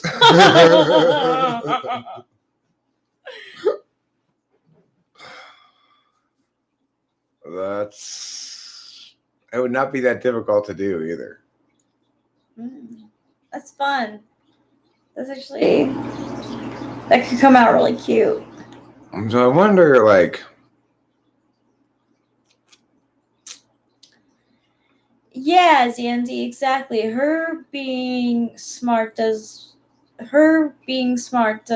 mean she's not an ex-SFP. you could also easily enough say, and everybody hates ESTJs. There's that too. Yeah. There's That's like a maybe whole Reddit on Yeah, like that may ESTJs are assholes. That's maybe even more true than everybody hates ESFPs. Yeah. Because ESFPs can be fun, right? They can be. I'm sure there are some smart ESFPs. No, Says Curious Kyra in as neutral a tone as she can muster. All right. My cousin Leah is an ESFP, and she went to private school, Hackley private school, and she like did great by studying. She had to study, but when she studied, she did great, and now she's going to a top college, Wisconsin. But she's, despite her grades, which everyone, every time I talk to my family, they're like, oh, she's gonna be a doctor. Leah's so smart. I'm like, I know Leah's smart. Also, she literally told us on Christmas that she wants to go to Wisconsin because it's the biggest party school. So why can't we just all accept that fact? Okay, so play something calm. Okay, I'll play something calm. Play something calm and easy. As calm and easy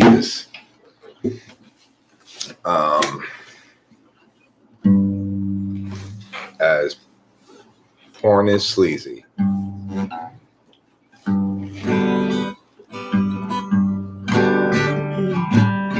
When I was younger, it seemed that everything gleamed. I don't know what happened to me, but I've lost that sense of urgency, and I don't think that I'll ever see it again. If you follow my lead, you'll discover I'm offer than you. And you'll want to know the way to get back at to wherever it was you thought you knew. And tomorrow will be just like today. I'll be lost then too.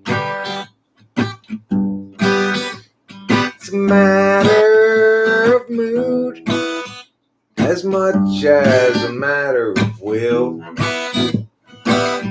And the things I do and the direction I point to still seems a part of me, though departedly. And I wonder if I'll ever see them again. Thank you, Darlene. I'm going to go ahead and remove that INFJ boy note next door just because that's the sort of thing that the meows, the meows, you know what I'm talking about? That got in my lungs. Well, that's where it goes. You missed the Spacey duo? Well.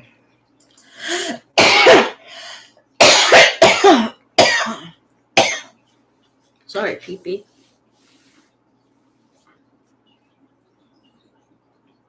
Any driven stories to help people sleep? That would be the bee's knees. Well, I do tell Eric's bedtime stories sometimes. Yes. Eric's bedtime stories, they tend to get a little bawdy. I'm not gonna lie. What's wrong with that? They are bedtime stories.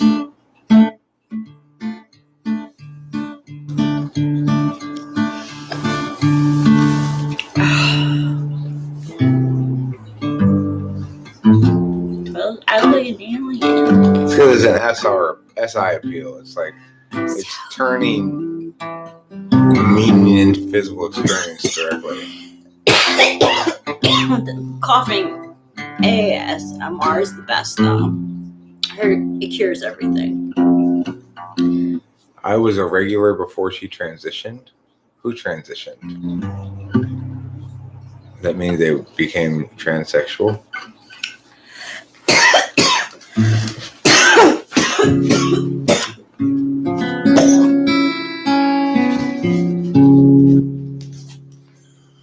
Gerald has a thought.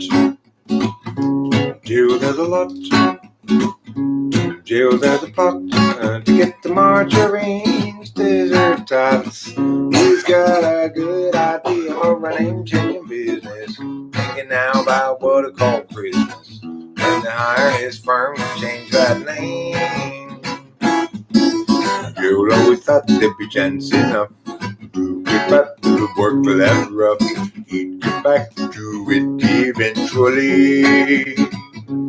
And I've been piled up as his visions piled up, and his work gets started off so hopefully. But now his mind is back on his business, thinking of changing factless to listless. So how all the people to shout his name. And Gerald knows he understands ever more clearly now. He won't provide explanation regarding the why or the how. He'll see you, I know you, from inside your heart. Exciting, delighting, Gerald plays his part. But Gerald still knew there's too much to do. He drops the diamond he underview. It's too much to rebut. So where now and what? Too much time spent nipping the stew with you. Gerald has a thought. Gerald has a lot. Gerald has a plot to get the margarine's tasty spots. He's got a good idea for a name-changing business. Thinking now about what to call Christmas when they hire a firm to change that name. Gerald has a thought. Where's the Cannibal Corpse? Where's the Nile? I mostly only play my own songs.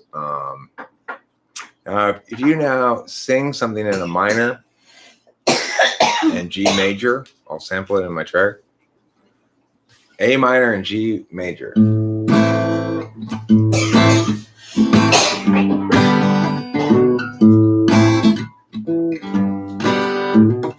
Unfortunately, Rachel's having a coffee. But what BPM do you want it at?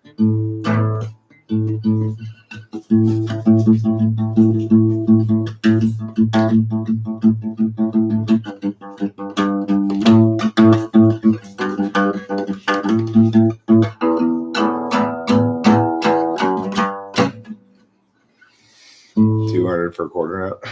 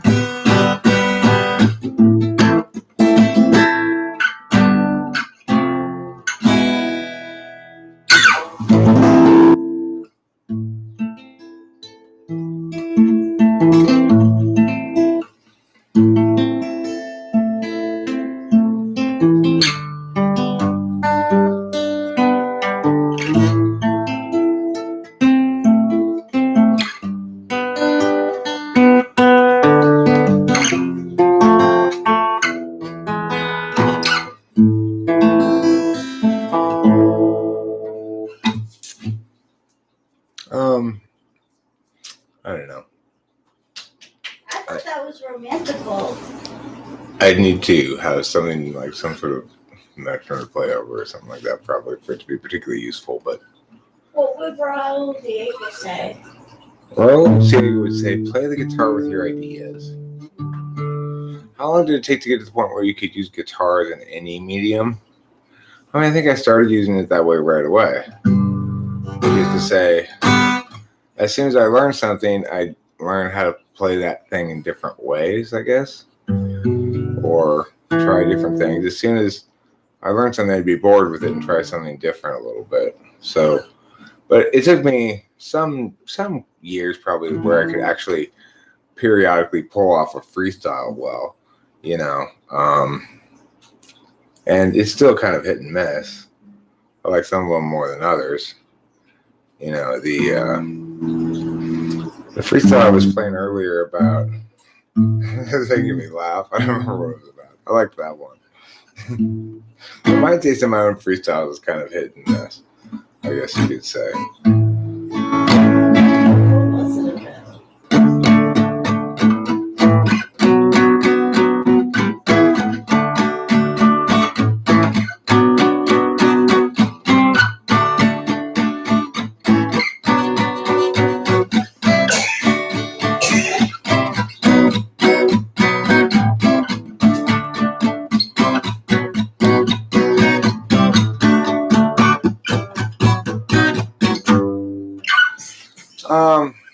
Yeah, I don't know. I go back and forth between liking to make up stuff and play my old songs. Mostly, I like to make up new stuff, but I need more. I benefit more when I practice songs more and have more repertoire stuff. You know, we need to know. We need to see. We need to pen. A logic to life that we decidedly unlike, and which will rarely budge.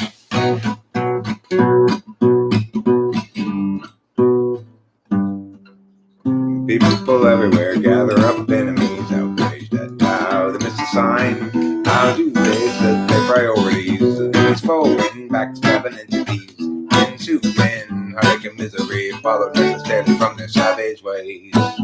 Insulting Carson Desiree, we're stuck in such petty larceny. We all partition the rectories and call it destruction of the whole damn world. Believe there are limits. Hoping Julie will too. Very trifle for minutes. You just can't do things like they do. Julie always thought that she should have bought two when she had a chance to buy. Julie soon forgot about should have not, although she ought to call. She'll die. People everywhere gather up, enemies outraged at they miss a sign. How do they set their priorities? It's falling, backstabbing into these. Ensuing heartache and misery, follow necessarily from their savage ways. Insulting Carson Desiree, we're stuck in such petty larceny. We all partition the rectories and call it destruction of the whole damn world. Boom. Thanks, Outer Self, if you're talking about a song I played. The thing is, I have a lot of songs that I don't know how to play from memory, that I have to look at the music to play it, or the chords and words, you know. It's in a document called Setlist Bobet List. If anybody would like to see this document, you're welcome to. It does have the chords and lyrics for various songs.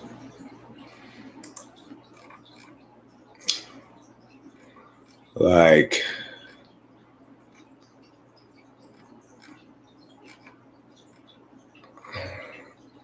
for example, the chords and lyrics for this song. If Jesus was people but absent of sin, he must then have struggled with regular men and women, of course. They too were present, disciples all warily eyeing the lesson. If people were Jesus, they'd know what they think, and everyone's work would be true. And feelings once spoken would sit where they sing, and we'd all know just what to do. People like Jesus, once they're betrayed, easy believing forever is lost. Baby naivete, not to be saved, with a wise man terrible cost. Does virtue require a rational take, or is virtue that's reasoned invariably fake? Does being itself just distract from the flow For the land and by deliberate and slow.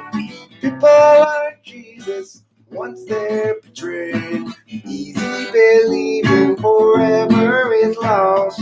Maybe naivete, not to be saved, but the wise pay a terrible cost. The one you thought you knew acts like you never have met. The life you made for two has faded into regrets. There's no one unshaken, we all have been shook. But being forsaken don't mean you're forsook. And though in the past we've been hung up to dry, we find them at last if we're willing to try. People like Jesus, once they're betrayed, easy believing forever is lost.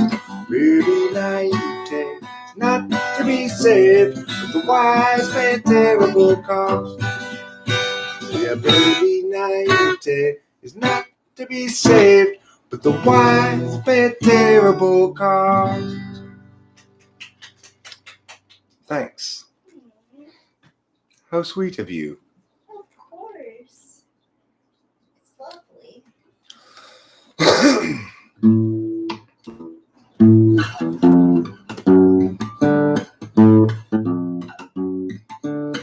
Santa Ana's from the east are blowing, driving on this mountain fire. Grant and Lana had best be going, they had cut it down to the wire. Everywhere apocalypse hung heavy, and the truck was piling with ash. Lana got the dogs in the Chevy, and Grant counted out their petty cash. And all around the steady face of civil life is melting.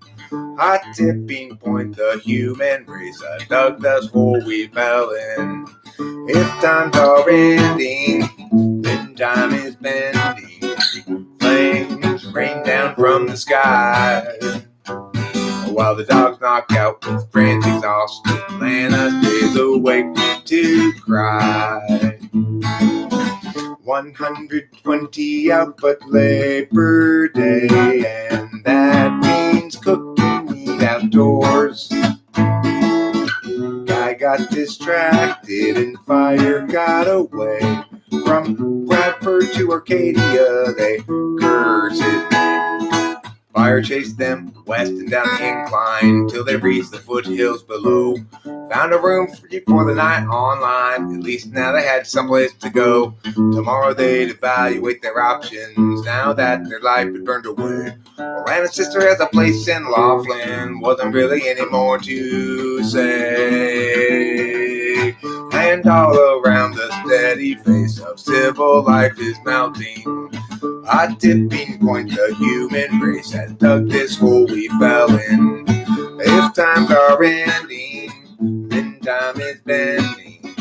Flames rain down from the sky, while the dog knocked out with Grant exhausted. Lana stays awake to cry. While the dogs knock out with Grant exhausted, Lana stays awake to cry. Thank you. A wonderful. Thank you, darling. 30,000 days, too many expectations, not even worth a damn. 30,000 nights to sleep off the intoxication, otherwise you won't escape the plan. I wasted half my days trying on others' ways. Who can tell me my priorities? Is there anybody knows the key?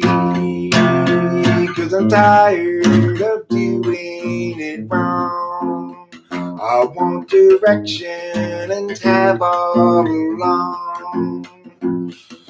Wait until I know. Or is that just hesitation? Clarity's no good once your chance is gone. What I need to know is to tell you below my station. I'm tired of doing it wrong.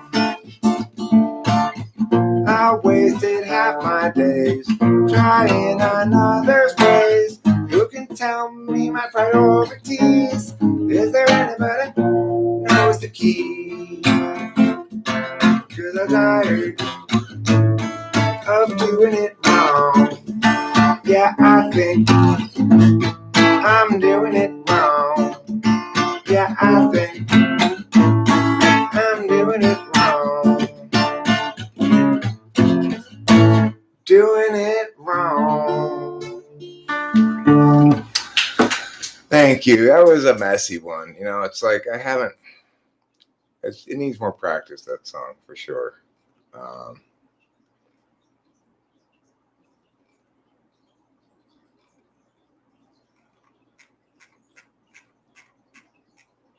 Let's see.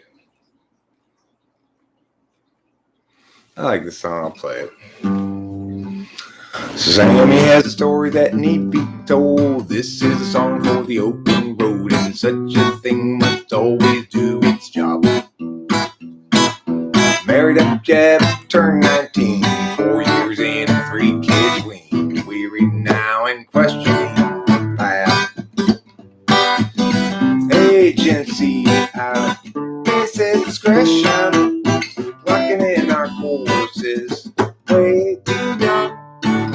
The urgency conferred is really just pressure, making sure those underneath them always run. Doug at 25 bourbon fun, likewise Doug at 21, and so forth, well up into middle age. Once it seemed to set him free, came his whole identity. Doug's about another drunken rage. Agency outpaces discretion, locking in our courses.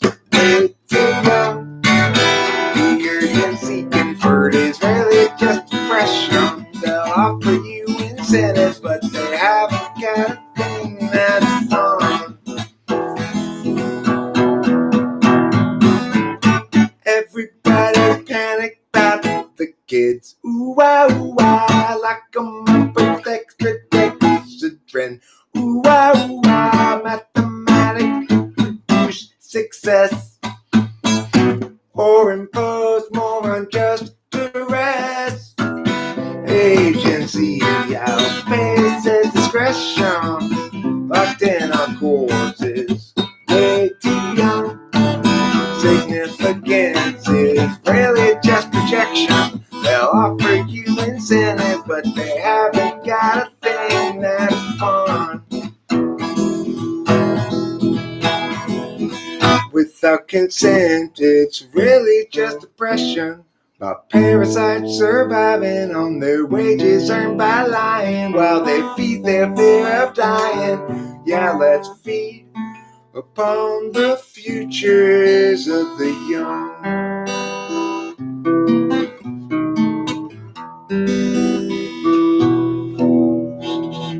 Nicely done, Junior. That's all the guitar for me I have to do right now because my fingers are tired. Tired with the weariness of playing the guitar.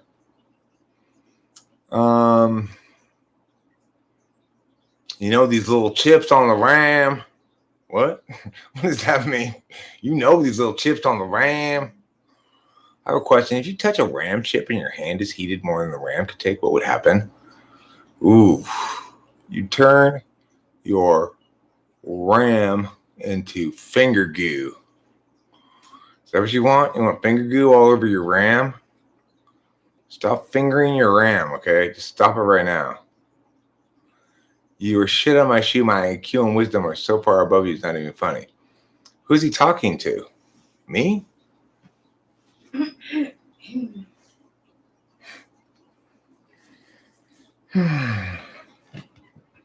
Thank you, Face Smash, for saying that 3 cow skulls in a bloody puddle. Well, those are guitars. I'm sorry, my mistake. Oh. I actually couldn't tell what they were at first, but now I see they're guitars. Kind of looks like a cow skull in a bloody puddle. You are shit on my shoe. My IQ and wisdom are so far above you, it's not even funny. Who's he talking to? Me?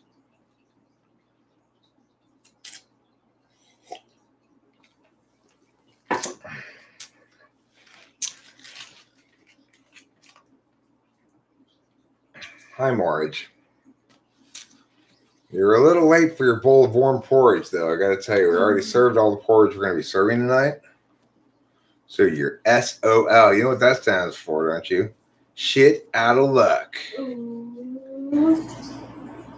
Yeah, it does.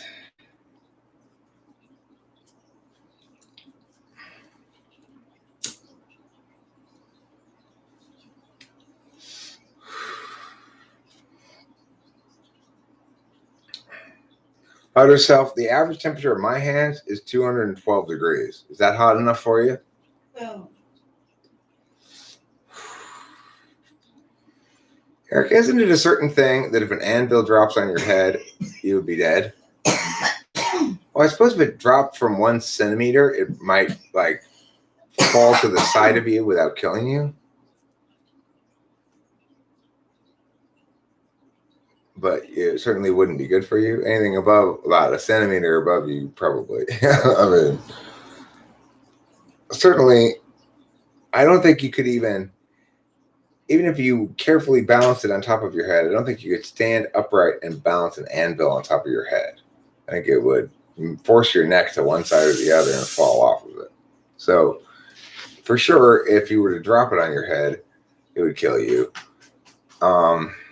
Or if you dropped it from any distance at all. Oh, yeah, in the cartoons where it falls from many feet, for sure. Dropping an anvil on someone is a tried and true way to flatten them. It really is. Do you know? Because it's in the cartoons. Yeah. Looney Tunes.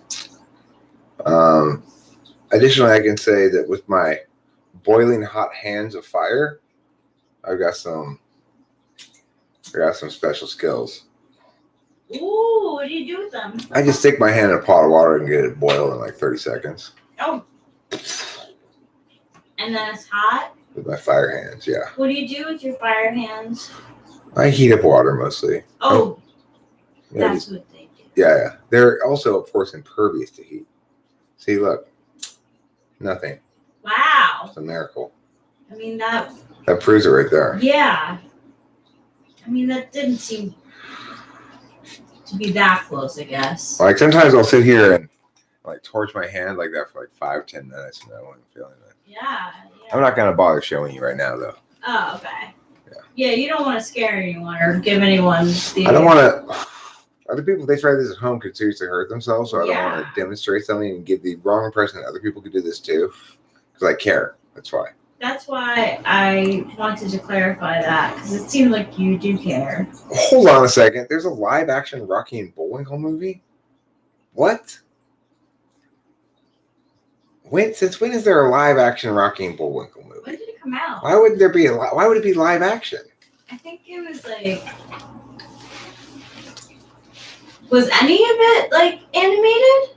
Yeah, the original Rocky and Bullwinkle was definitely A wonderful. It was the best cartoon on TV when I was a kid. Really, I didn't always get it, but I could tell it was more intelligently written than other cartoons or something.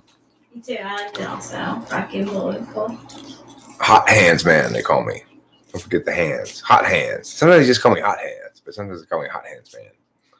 You are. Sometimes they call me the man with the hands so hot, or the man with the very hot hands. Sometimes they call me Handsy Hot Slot Man, or Hombre de Handos Caliente. What's hand in Spanish? Mano? Lana? Every word you say measures the temperature.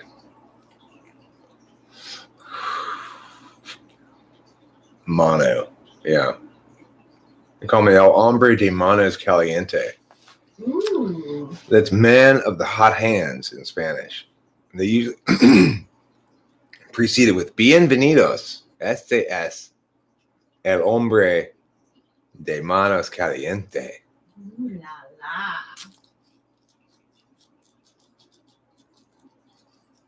The center of my palm is actually the single hottest spot. Who, me and you, Cloud? Is friendship online real? Sort of. Depends on the individuals, you know? I mean, certainly I consider you to be somebody who knows me and who, for example, if I were to be some random place and you walk up to me and say, hey, it's me, it's Cloud, the Serbian guy, I would be extremely welcoming, you know, like, hey, Cloud, what? Oh my God, are you really Cloud? And then you'd say something provocative. I go, you really are Cloud.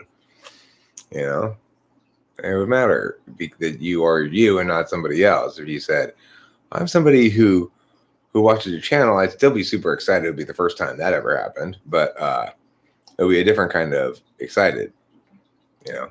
Yeah. Tremendous hombres of caliente mano. That's what they call people who are like me. The League of Tremendous Hombres. Cloud, my sister bought an apartment in Belgrade. Is that how you say it? Yeah. An apartment in Belgrade. Yep. Everyone needs one. You know, Yeah. who doesn't need an apartment in Belgrade? They can visit. I They can be chums. think it exists, but so do the parasocial relationships. It's a good idea to understand the difference. What are you talking about? What you talking about, Willis? Only Rocky and Bullwinkle are animated. The rest, including the Natasha and Boris, were live action. Huh. Weird. Is it good? Is it worth seeing? I think I'm going to wrap this up. It's over 3.5 hours, and that's plenty long. And I still would like to record those vocals potentially. Hi, Running Fox. We're just about to wrap it up, actually. Yeah. I'm gonna head to bed, so Cool. you wanna record? Yeah, I might end up going lying down too. I feel actually rather tired right now. Probably wouldn't be able to sleep, but might try for a while.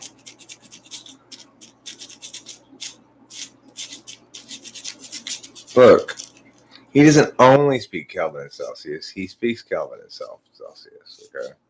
He's a master of multiple languages. He speaks Kelvin, Celsius, centimeters, millimeters, and all that stuff. All right. Bye, everybody. Bye. There. Take that to bed with you. People of the world. People of the world.